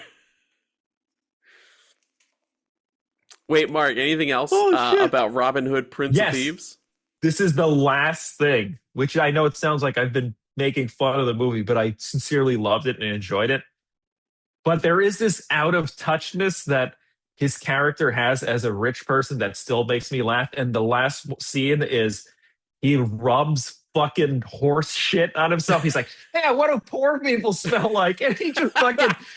There's a close-up shot of steaming shit. Yes, he steaming grabs horse a shit. handful and he just rubs it all over himself. Yes, which he I thought doesn't need to fucking do that. It's silly. He's just like, poor people smell like shit, Yes, and he smears exactly. it on himself. I need to blend in with the crowd. Quick, hand me that horse shit. But the funny thing is, it's like it's after you see that scene, it feels like he's done it before because there's another scene where he's dressed up as a beggar and someone comments that he stinks, and she made Marion's like, "You smell like you got to shit. take a bath." Yeah, she's like, "Do me a favor and take a bath next time." He smells like shit all the time. Yeah, that's the thing. If you want to know what Robin Hood smells like, he smells like fucking shit. And that scarf he wears is so like contemporary, which I thought is funny. It's like Hampton's old guy, you know? Yes. Yeah. Scarf. It's a neckerchief. Oh, here's another trope that I enjoyed. This will be the last one. There was something about the 90s where it was like wet guy in a forest. You know what I mean? Oh, yeah. They all have like the baggy pirate shirt that like would get wet and clingy and their hair would get wet. And it's such a trope for like, I guess this is for the ladies. And it's like, of course, he's got to show his ass. His blinding white ass underneath a waterfall was fucking hilarious. That scene. Dude, I laugh at that part every time because it's supposed to be like scandalous. Like, oh, hold on, Robinson busy. He's taking a bath. And I was like, you know what's hilarious? The stone is white. The waterfall is white, and his ass is blindingly white, so you can't see anything. He looks like Casper the Friendly Ghost. Whoop, and he vanishes. They don't see anything. What are they reacting to? Oh my god, that scene is hilarious. Fucking hilarious, dude.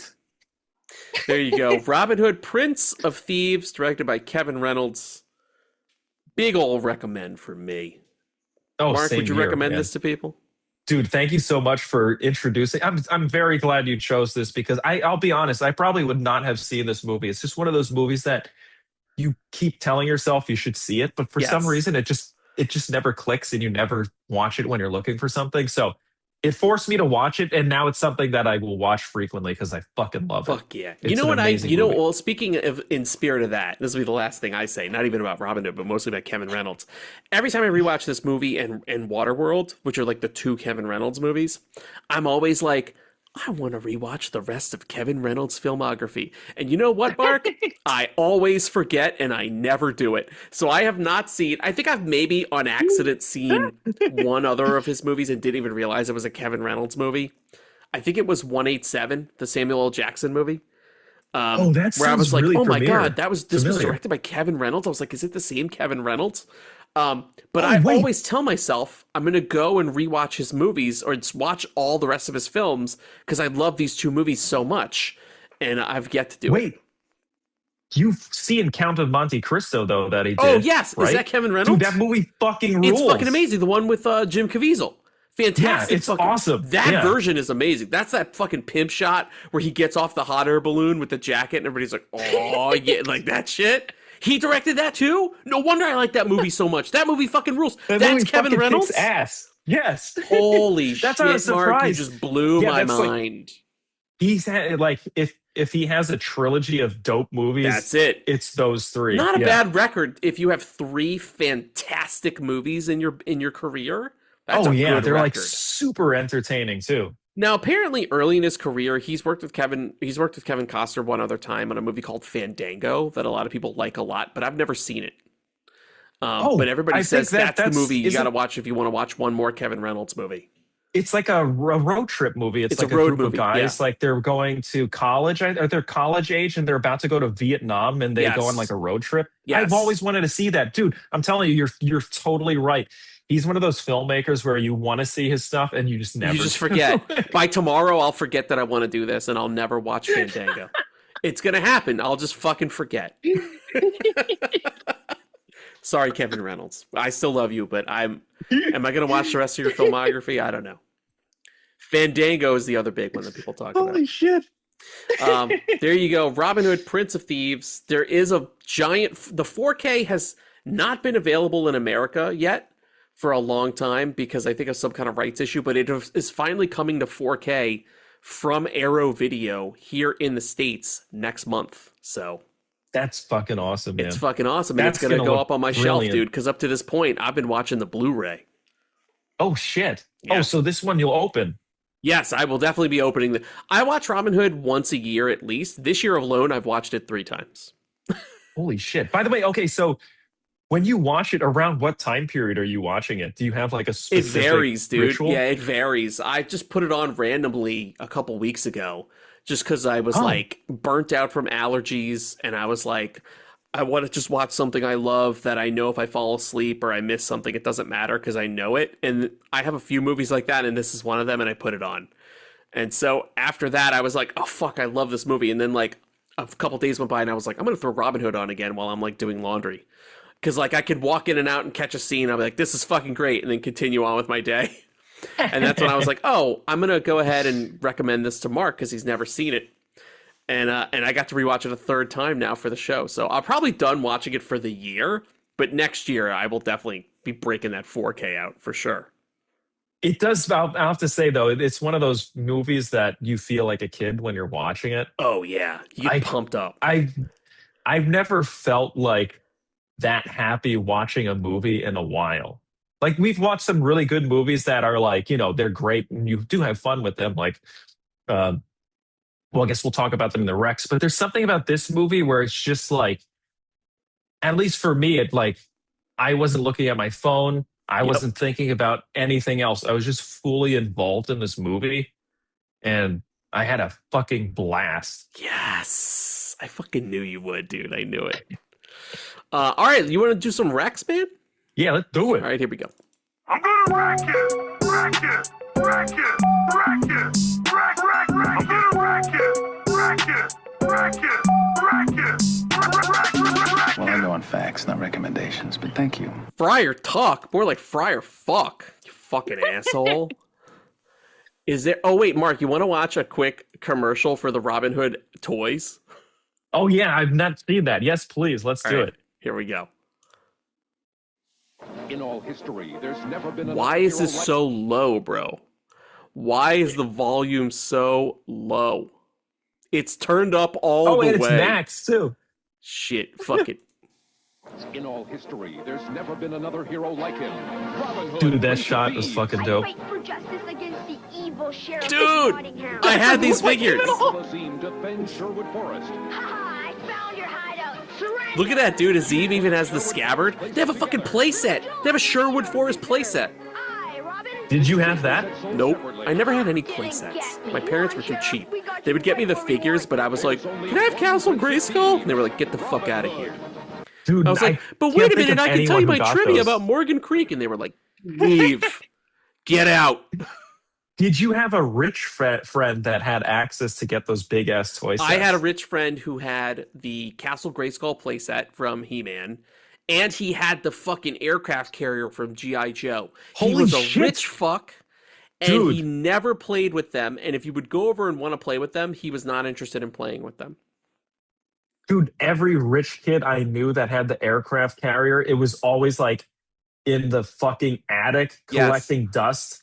And no, yeah, you're right. No one ever played with the coolest shit. They don't want to play with it. It's like they you have access to they've this already played stuff. with it for 5 minutes and forgotten about it. By the time they invite you to sleep over and it's new to you, they don't give a shit. Fuckers. Yeah. That's cool, man. We have monkey bread. They have nothing. Dude, you know what would have been cool? Instead, if Robin was like, hey, I'm not going to give you gold. I'll give you bread. How about I give you monkey bread? And Robin gives monkey bread to the poor. That would have been a good trade-off. The fucking bread he gives with all that money, he gives him the most stale, hardest fucking bread. They look like rock bread. This shit looked terrible. Dude, when he gives the bread to the blind guy, I was like, how's he supposed to... You just handed him a giant wheel of bread. Like, how's he supposed to eat that? He doesn't have any teeth. Break that shit apart for him, bro. Give him some butter. Why are you just giving him a giant fucking... He's old, man. God damn it, Robin. Okay. Yeah, it's England. They don't have teeth. What are all these fucking peasants going to do with this fucking rock bread? Okay. They can't even eat it. They die. Oh, wait. How many Rex do you have, sir? I have 1, 2, 3, 4. I think I have 4. And one of them, well, I'll let you talk about it. How about we do it like that? How many do you have? I have 6. Okay, so maybe we'll let you go first. You can knock a couple off. But I'm thinking if we can, go from newest to oldest. So not go from like newest movie you've seen to oldest. Oh, okay. Well, that'll be pretty easy. What do you got? All right, for the newest movie I have, it's going to have to be Pizza Movie, which was fucking awesome. Don't pay attention to IMDb. Don't read anything about it. This is very much like that. I always fuck up the name of that movie. What was the one? Nirvana, the band, the show. Nirvana, the band, the movie, the show. Oh, no, Nirvana, the band, the show, the movie. That's what that's called. The show, okay. Yeah, okay, anyway, like that one, it's best to go in cold with this. I think there's a lot of fun surprises. And you know how I always talk about life is beautiful? I'm like, this movie has like the most... Hey, dude, this movie has so many payoffs, and this is not a spoiler. Everything they bring up, they will pay it back later. You're never left hanging. It's super funny. I know it's considered like a stoner comedy. I just think it's just a fucking funny movie. And I'd like to know what you think. I watched it too, based on Mark's rec, and I'm also recommending Pizza Movie. I had a good time with it. I will say, you know what it kind of reminded me of in a way, and this is a much better movie. But I was like, oh, it's kind of like this generation's Dude, Where's My Car? Remember that movie, Dude, Where's My Car? Oh, yeah. It's just a kind of a silly, high-concept movie about 2 idiots. And that's kind of what this movie is, which is, to me, a recipe for success. It's usually a recipe for success. And Mark is right. Like, I watched it. I went in knowing nothing except the title, and Mark telling me, don't look at anything about it. Just go watch it. And I was like, all right, I'm going to go check it out. I had a great time with it. And Mark's right. Every setup is paid off. The jokes are great. I think you'll know right away if the humor of the movie is going to work for you. And by the way, I did not... Listen, because of all my allergy meds, I cannot smoke weed. I wish I could. I can't. I did not watch the movie high, so I will vouch for you and tell you, as a person who did not smoke for the movie, it still worked to me and was very funny. There are some high movies that I watch sober and did not have a good time with. Like the Harold and Kumar movies, to me, are funny if you're high. They're not funny if you are not sober. And I think Pizza Movie is so well constructed and well written that it supersedes that. Like, you will have a good time in any state of mind you're in. I think it's a very fun movie. And for a streamer, good quality. Like just a good quality movie. Yeah. Very well I was made. not expecting that, actually. I thought it was, because sometimes, especially the Hulu movies, they have this like They They kind look of feel like TV, sort yeah. of like afterthought movies. You know, Yes. there's enough in it, but like not enough that would elevate it to something that would be shown on a big screen. This movie I could totally see on a big screen, especially as it happens. Yes. Without any spoilers, especially toward the end when it gets crazier. Yes, yeah. And there's some great gags in it. It's like I won't spoil anything, but it is very funny and totally worth your time. It's a quick watch. It's on Hulu. If you have Disney Plus or Hulu, you can watch it for free. Check that shit out, baby. Mark, what else you got for Red? Okay, I have something else that's kind of in that theme, and you had mentioned Slither in this episode. Oh, yes. So I watched this movie, which when I was in Singapore, I was like, oh man, I kind of want to see a movie in the theater. There was a movie that popped up, it was called Cold Storage, and it had Liam Neeson. I was like, I love Liam Neeson. It's a sci-fi horror and it's a comedy. Sounds like a recipe for a great film. I unfortunately missed it. And then it kind of came out and it's like you can stream it. It's fucking hilarious. It's awesome. It's really fun. It's also in the vein of Nirvana and like Pizza Movie. They're just like you should go in cold. You shouldn't know too much, and it's really fun.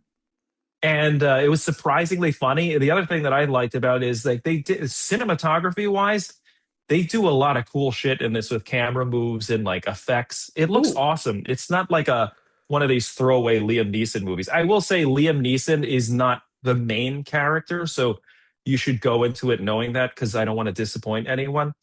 But it has a great cast and it's super fun, and the idea behind it is really cool. I don't want to, like I said, if you haven't seen it, I don't want to spoil it, but you should check it out. It's like a fun horror comedy. So if you like I'm that intrigued. type of genre, You know, horror comedy is out. my shit. So I'm definitely I intrigued. think you'll This like is it. definitely on my list. And I fucks with some Liam Neeson sometimes. Liam I fucks with Neeson's some great. Liam Neeson. Yeah. So I won't say anything, but I will talk to you about it later when you see it. But I think okay, you should great. definitely check it out. There you go. Mark recommends Cold Storage. Okay, going from oldest to newest, for me, Pizza Movie was the newest movie I saw. I did see another new movie, but I won't wreck it because I did not like it that much. Can you tell us though? Or is it an rhymes with unmentionable? Super Mario Galaxy movie? Whoopsie. Okay. So on Criterion Channel does these stunts where they'll have like themed playlists of movies. And the producer in the booth and I like to dig into these from time to time. And boy, we have really dug into one that they have this month that we're liking quite a bit called Corporate Thrillers. You would also be all over this. Remember when Mark had a run of movies, like he watched the Uber movie and the fucking WeWorks movie and the fucking, all those like super, you watched all those like Blackberry white collar movies. You would love this theme, Corporate Thrillers. Anyway, we watched a few of them. I won't recommend all of them, but I'm going to recommend the one that I watched that is the favorite. We've watched 4 so far. Oh, wow. And I'm going to tell you, they range from pretty good to goddamn great. And I'm just going to recommend the goddamn great one because I had never seen it before. I watched a movie called The Firm with Tom Cruise. Have you ever seen this movie? That movie fucking rules. But I saw fantastic. it I saw it way back when. I think this I saw was it my maybe first time seeing it ever. I did not know it was a Sidney Pollack joint. I did not know what I was in for. I was like, oh, okay, Corporate Thrillers, The Firm. I see like young Tom Cruise before he got his teeth fixed. This could be fun. Put it on. I fucking love The Firm. Like, I'm going to tell you straight up, and I'm not like a John Grisham person. Although now I want to go back and rewatch some of those John Grisham movies because I'm like, well, maybe I love these movies now and I don't even realize it. Dude, The Firm I think is you will. fucking excellent. God, The Firm is good. It is a thriller in every sense of the word. I think that's the one thing we're finding with these corporate thrillers is that some of these movies are corporate, but they're not thrillers. Some of them are dramas. Some of them sort of, this is very much a thriller. Like, the cast is amazing. It's very much a story about, I can tell you this movie's been out for 30 plus years. Tom Cruise is a young lawyer who gets hired by this super fancy law firm, The Firm. And they're working him to death, and he realizes they're involved in some shady shit because their clientele is like mafiosos and bad shit. And he gets approached by the Department of Justice to kind of help them out. And they're basically like, you have to help us. So he's got to go undercover basically at his firm, not get caught. They've invaded every aspect of his life. and he has to make it out by the skin of his teeth. And in Tom Cruise fashion, he's fucking running down the street all fast and shit. It's a great thriller. Awesome movie. You will not see the end coming. It's got a lot of good twists and turns and a fantastic cast. The Firm, high recommend for me. Loved it. Oh, nice. By the way, the 90s were great for these type of movies. Like, and those court dramas. And I think I slept on a lot of thrillers. those because I was like, at the time, I was like not that interested in them. And now I'm like, well, fuck, maybe I should be because my tastes have changed. I'm older. The Firm rocked, man. It was great. By the way, didn't it feel like when you saw those, like I remember distinctly the poster for it in the subway, but they always felt like, okay, these are for my parents. Yes. So, whatever. They drop me off at Robin Hood Prince of Thieves and then they go watch The Firm. Yes. Because you're not interested in The Firm. I agree with you. I think as a kid, you throw these away as like adult movies, but then you start to discover them now. And there's a lot of these great 90s thrillers that were like, I had never that totally seen flew by your radar, and now you watch them because you have a cinematic language and you like have films and styles and things you like, and you've come to appreciate these kinds of movies, and like you're sitting on a gold mine of movies, the best kind of movies, old movies that are new to you. That's the best shit. My favorite shit is discovering movies that I have never seen before, but that aren't new per se. They're new to me. I love that. And for us, it's kind of like a bonus because we're so brought up with like digital cinematography and effects that you kind of forget that, like, when you go, it doesn't feel like you're old manning it, like, oh my God, this movie, because they just look better. They do. They put more thought into the cinematography. They were shooting things, whatever they shot were in camera. They weren't shooting this flat larger shit than that they life do now. Like, look, you could shoot anything on film, even something as simple as a character waiting by a telephone, and it looks epic. It feels like a big moment versus shooting that character on a phantom camera looks like shit. Oh, yeah. Okay. So, by the way, to that point, there was this movie I saw recently with Vince Vaughn, and it's shot by Larry Fong. But, dude, the fucking movie was like, it's a bunch of people's names, Nick and Alice and whatever the fuck. Anyway, it's a fun movie, but then you watch it and you start to realize that it's a lock-off shot and I'm telling you, the guy's a good cinematographer. He shot, believe he shot like Batman versus Superman. Right? Anyway, he's a great cinematographer, but the fucking camera barely moves. And then when I was watching Robin Hood, they do these heroic shots of Robin Hood, these like push-ins. They're doing more experimental stuff with different lenses that you wouldn't traditionally see. Like some of the newer movies, you can see they're shooting them in a technical way. And you think about cinematographers now, it's just like, we're going to shoot it flat.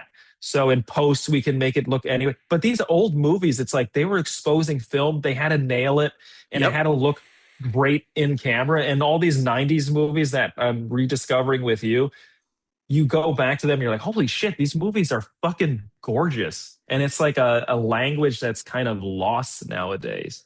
By the way, Larry Fong shot a bunch of... He clearly likes working with Zack Snyder. He shot like Watchmen, Sucker Punch, but he also shot Super 8. Great fucking movie. He also shot the new... We reviewed this, I believe. He shot the new Chip and Dale Rescue Rangers movie. Remember that? Oh, wow. That was Larry Fong. Damn. Holy shit. Good cinematographer. Very good. But yeah, for some reason, it's just like movies now. Man, you really hit up Hulu dynamic this week, huh? You were like, I'm watching Pizza Movie. I'm watching Mike and Mike and Mike and Nick and whatever that is. Like, you went to Hulu and you were like, entertain me, Hulu. I'm watching Mike and Nick and Mike and Mike and Alice and Mike and Nick. Dude, a lot of some of these new titles for films are so hard for me to remember because my brain's shit. Oh yeah, Nirvana fucks me up all the time. That gives me the most scares when I'm on this show. I'm like, am I even getting these fucking titles right? Yeah, you're right. You're like, people are listening in and now they know I don't remember anything. Uh-oh. It's just two brain cells just bouncing around up here. Will the synapses fire tonight? That's the question. Will these neurons connect?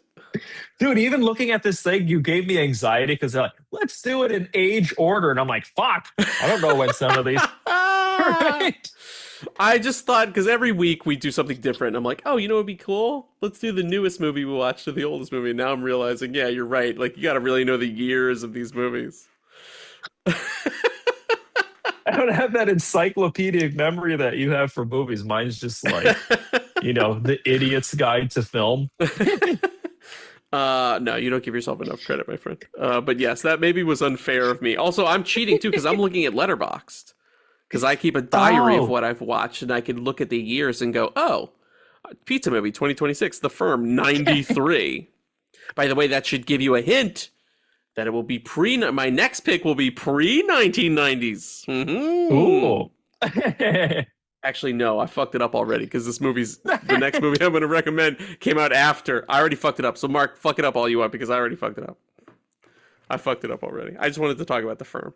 Mark, what's next for you? Oh shit. Okay, so I think I'm still going in chronological, not in reverse chronological order. Just because I had recommended Tron Ares, I wanted to see if my loving that movie was misplaced. I rewatched it again. It's fucking awesome. I really loved it.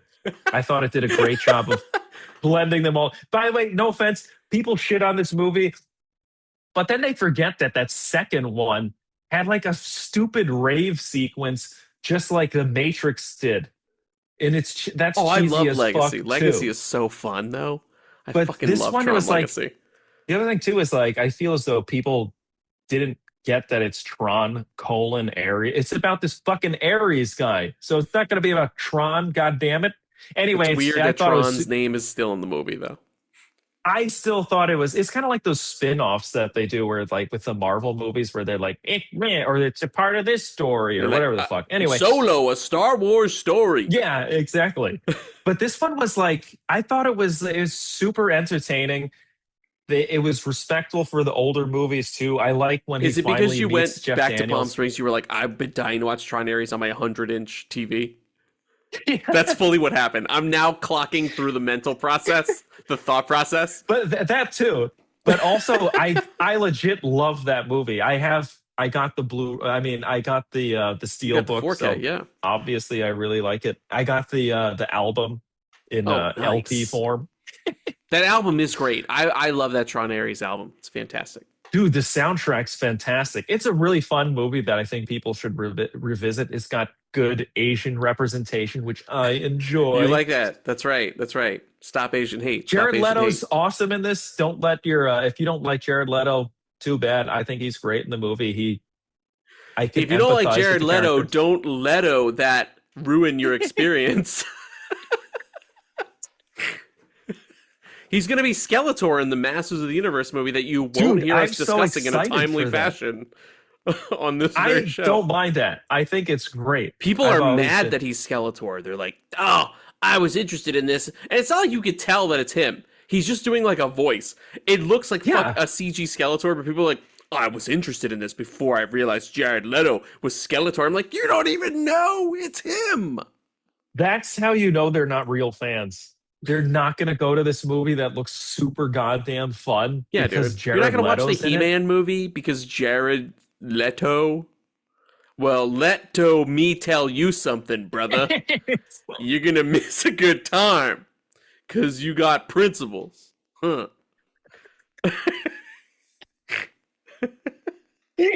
Sorry, that was bad. Oh, shit. It's terrible.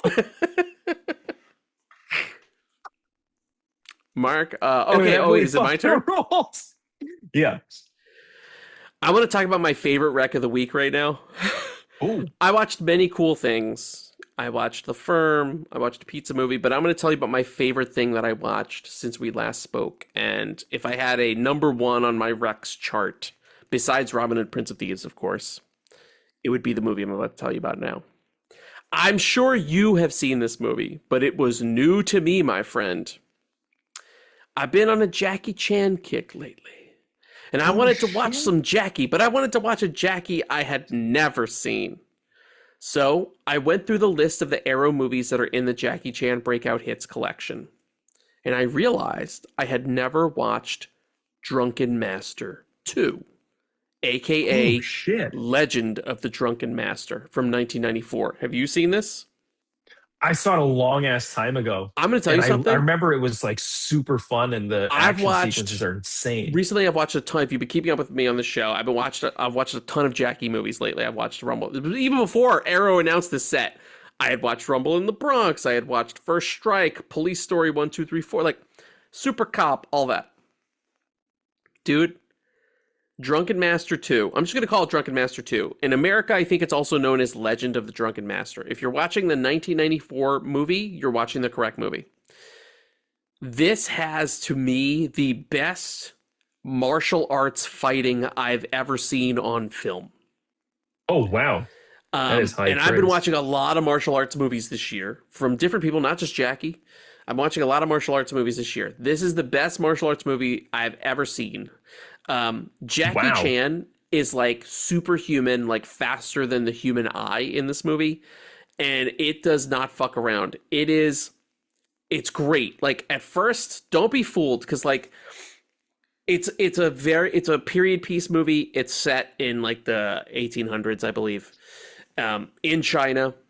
And it's a simple story about like English people going to China, taking Chinese artifacts and relics out of their museums so they can bring them to England. And the Chinese people being like, hey, that fucking sucks. That's our culture that you're not only you're taking our culture, you're not even paying us for it. You're just stealing the shit and taking it back to your country, right?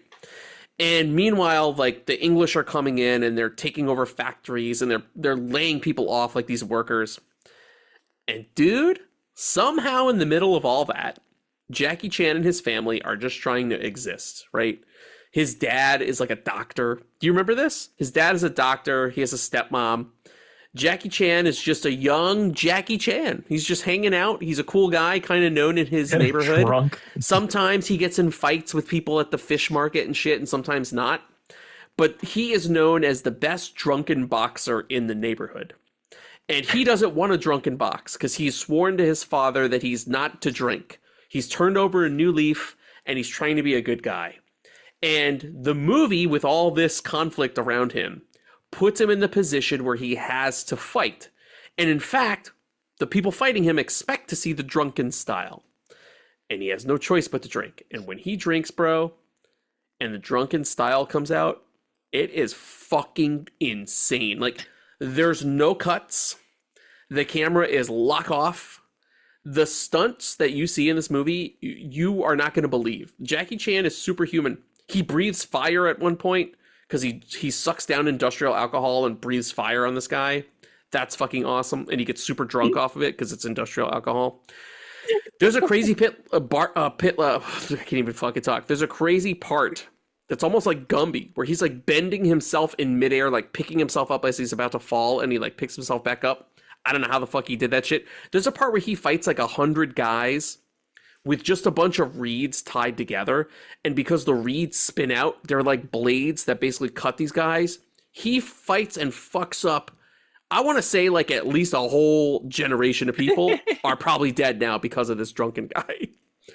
It is fucking insane. When it started, I was like, is this going to be... You know some of the... you know this better than I do. Some of the Chinese movies, it's like... It kind of has to find its footing as it goes on. It's like... Sometimes it starts kind of funny and then it becomes very serious. Or sometimes it starts very serious and it's actually a very lighthearted movie. Same deal. This movie starts very silly with like, oh, a mix-up on the train. Whoops, Jackie's trying to get some tea on the train. Dude, you would not know that what this movie is from that opening scene. Because when he gets to the village and it becomes like a full-on martial arts epic, I can't even believe that first scene is in the movie. It's fucking phenomenal. Go watch Drunken Master 2. If you have never seen it, I encourage you. Do not need to see Drunken Master 1. This is what I've learned. Drunken Master 1 is from It's like a self-contained. Yeah, Drunken Master 1 is from like the 80s. Nobody really cares about it. It's before Police Story. There's not, as I understand, the best choreography in it. This is when Jackie was about to explode. This is basically the movie that had him explode across the world. And it just happens to be called Drunken Master 2. So go watch it. It's fucking fantastic. I was blown away by how awesome it was. I had the best time watching it.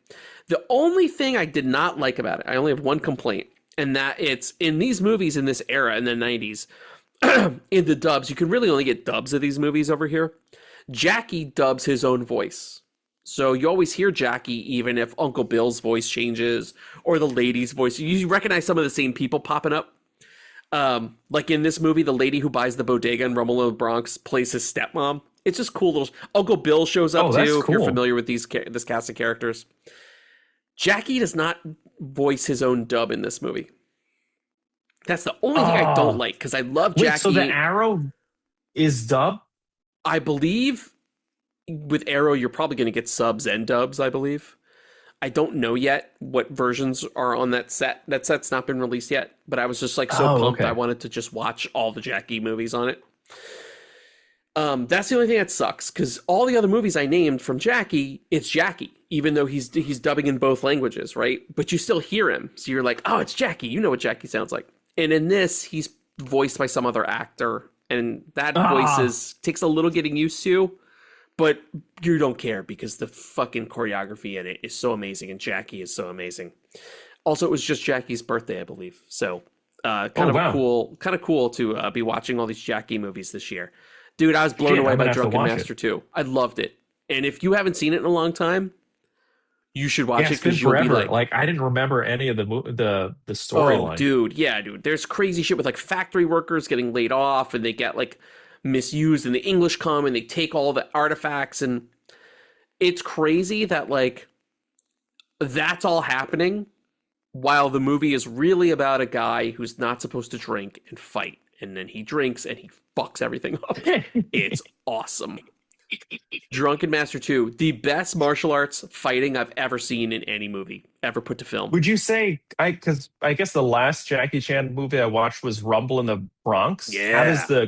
And that's pretty fast-paced and crazy. This on another to me level is the best Jackie fighting I've ever seen in any Jackie movie. Really? And I've watched all the police stories. I just watched Rumble in the Bronx. I watched Armor of God. I watched I watched Twin Dragons.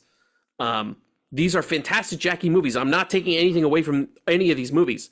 I'm telling you, as good as he is in all of these, Jackie and Drunken Master 2 would kick all of their asses without question. Yep. He would fuck them up in the most spectacular ways, and he would be piss drunk while doing it. Drunken Master 2, I'm telling you, do not be fooled. It's unfortunate the cover art looks so cheap. You know how you see some of these martial arts movies and it just, the American art for it, they make them look so cheap, and they do these movies a disservice. Especially this movie. You look at the poster and you're like, this sucks.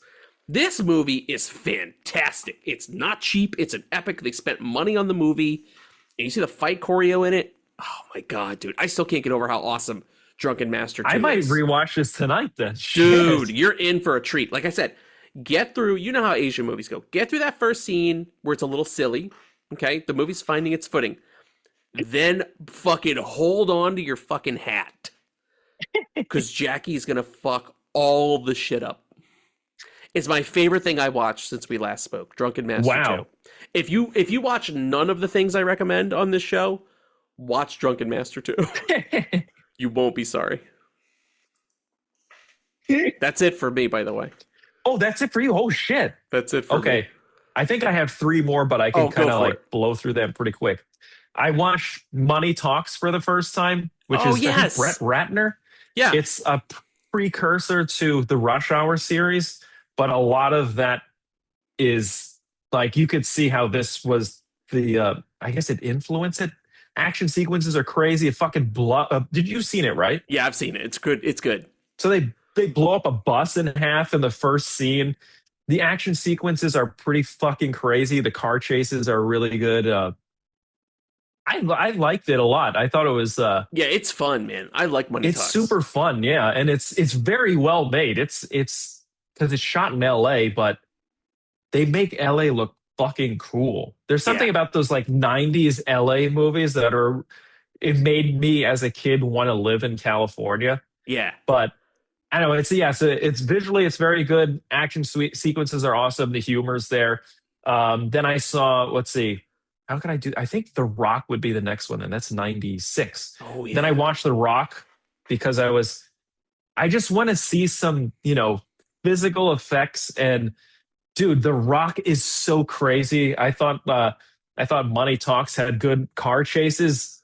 The Rock was just like fucking blowing Oh man, cars when up. he's chasing Dude, it's Mason through San crazy. Francisco and Mason's in that sports car, or Nick Cage is in the sports That car, is like so chasing him. good. They hit the streetcar and it like goes off the rails. That shit looks so. I still know that shot when that streetcar goes like off the fucking railing and it comes towards the camera. That shit looks so awesome. And the stunt actors Yeah. are like falling off of the thing, and it looks like they're gonna get run Yeah. over by these like cars and shit. Dude, that was Womack. fucking crazy. Womack. That's what I always think of. The Rock is so awesome. I loved it. I had forgotten so much about it too. I forgot that like the whole team gets wiped out in the Yep. beginning. Man, that was They get great. straight up And then ganked. and then the last one I saw is like RoboCop 3, Oh which yeah. I had never Oh, you seen watched some before. good shit this week, dude. Yeah. I'd never seen RoboCop 3. I always heard that it was like this piece of shit Oh, movie, you've and never it's seen like it. no, because everyone was like, they're like, what would they say? They said that like, Murphy's totally different. It's a new actor, and that basically everyone has taken a big dump on this movie. But Oh, it's to still me, it's like fun. it's actually I thought it was it fit with the other two, and I thought that actor was pretty good as Plus, RoboCop. RoboCop has a jetpack. It's fucking awesome. Yeah, There's they paid samurais off in the it. Robo jetpack. samurai shit. It's awesome, Dude, man. it was, RoboCop the 3. villain was awesome. Yeah. Yeah. And it was like I feel as though it was very prevalent for today. It was a great satire of like, because it starts off with like, Delta City is going to be this beautiful place for everyone. There's going to be over 2 million great jobs. And then the rest of the movie is just a corporation kicking these people out of their houses and trying to like reclaim the area. Yes. It's pretty, but the thing is, this movie is like, people should not hate this movie because they're always like, in a movie, it's like the corporation always wins and blah, blah, blah. This is a movie where like people, if you want a movie about fighting back at corporations, this is the movie because they fight back and they win. It's crazy how good it is. They basically decimate the corporation in this movie. I thought it was fantastic. And there's a lot of great action sequences. The characters are really cool. Yeah, super fun movie. If you've never seen RoboCop 3 and if you had biases towards it because you're like so familiar with the first one. Get over that it's like, Peter this Weller is thing because the guy they don't got worry. to replace him actually does a decent job. He's not Yeah. Peter Weller, but it's an unfortunate situation. But the guy does what he can, and he's actually quite good. I thought he was great. Yeah, he's good. He does like the way he acts like a robot was like, he even had these like slight twitches and stuff to it. Yeah. Like his movement. It's fantastic. It's a really good movie. It doesn't deserve the hate that I've heard. I think 3 is fantastic. Fun It's shit. very good. Fuck yeah, dude. That's a good Dude, ass you're movie. right. The jetpack sequence was so cool. So When he awesome. first took it off, I was like, oh man, we're not gonna get the jetpack. Yep. And it was then, like, Mark, dude, they he's spent the flying money on around- the jetpack sequence. They cannot shoot another one. They could not even afford Peter Weller, so you're not getting 2 jetpack sequences. That's one too many. By the way, if this was like if this had the least amount of budget, they did a great job. Yeah, this was Considering basically it's the third their, one. if I remember, this was their gateway into the series. So you could watch the RoboCop series. And it was the same Oh. actor, I believe. But they were like, all right, we're going to do the TV show. Let's just put him in RoboCop 3. And then they had like the TV show, but they also had TV movies with him as well as RoboCop, Oh, really? I remember. Yeah, I used to watch them a bunch when I was a kid because it was on a lot when we were kids. Was it fun, by the way, the TV? I'm going to be honest with you. I do not remember the TV series that well. I just remember it was that same guy. I just remember thinking RoboCop 3 was cool because he had a jetpack and he fought like Robo Samurai guys. And I was like, this is fun because it's like the RoboCop cartoon. By the way, there's one there was speaking of the samurai RoboCop guy, there's a scene where his jaw gets broken and it's an animatronic, but the way he reconnects the jaw and smiles, it looks so good. Yeah. I know And it's exactly what you're fucking talking about. creepy. Yeah. It's amazing. Yeah, I loved how that looked. It was so cool. Yeah. And you still get, oh God, what's her face? I always fuck up her name, but she's still the same. She Yeah. came back. Nancy they- Allen. I forget her character Yeah, name. unfortunately, she gets killed, but I thought they did it in a good Yes. way.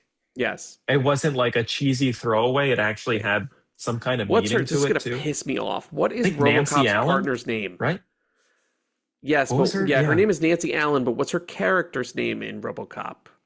Oh God! And I just watched this damn movie, and I God dang it, Bobby. Wait, I'm looking it up now. Lewis. oh Lewis, That's her name. Thank you. My name's Anne. Lewis.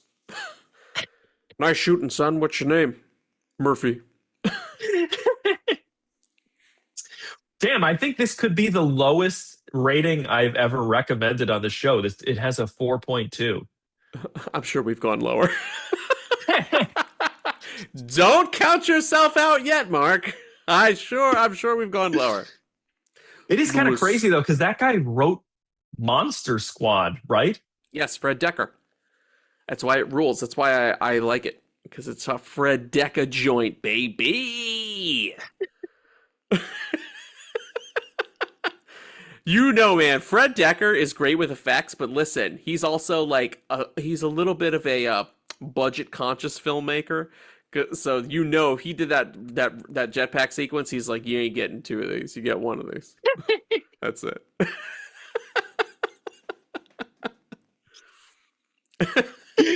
Oh my God! I was actually little trivia surprised about that you Nancy even Allen, got by the one. way. She was Brian De Palma's girlfriend for a really long time, and that's why Oh, she was wow. in a bunch of Brian De Palma movies, like Carrie, Oh shit! Blowout. Yeah, she was his girlfriend. That's why. I also have some trivia about Get Out. Want to hear some trivia about Mary Elizabeth Mastrange? Get the fuck out. Is that it for you on the Rex, Mark? I think so. Yeah, that's it. Shit. There you go. Dude, how is the monkey bread still holding up? Is the question. Oh, Is it let's still try. good? Okay, let's do. We'll do. I guess this is the One end of the final episode. monkey bread check-in. Let me try one. This is an unwarmed. There we Oh go. my God! It's really like fucking Oh, it's stuck glued in on there. All right, hold on. I'm gonna get a nice gooey ass piece, Mark's gonna watch Drunken Master 2 and eat the rest of this. and then have my fucking feet cut off from the diabetes. Look at that shit. Holy shit. Oh my God. Oh, hold on. That should be the. There you go. There's the thumbnail. Fantastic. Fuck, that is so good. Dude. The satisfaction on Mark's face when he took that bite. Oh my God. I've seen you talk about This Ridley is Scott, perfect. your favorite director, and you've never looked that happy in your life. Just now. Dude, look at how much I ate of it. Holy shit. Wait, here's a question for you, actually, not related to Yeah. movies. Yeah. How do you fucking store this without it going like dry? Or do you eat the whole thing? Keep it. Oh, I got it. Keep it in the foil dish thing that you have. Saran wrap. You have saran wrap? Oh, okay. Do you Saran wrap on fridge the it? top. Fridge it. Then reheat. Then I bet you could microwave if you wanted. Because fridge to microwave is an easier transition than freezer to microwave. I had to use my fat guy calculus there. But I think that would be about that might be the right approach. Saran wrap, microwave. Boom. Just like that. Holy shit. Oh my God. I'm so glad I asked you. There you go. All right. That's it for us for this week. We're out of here. Peace. Peace.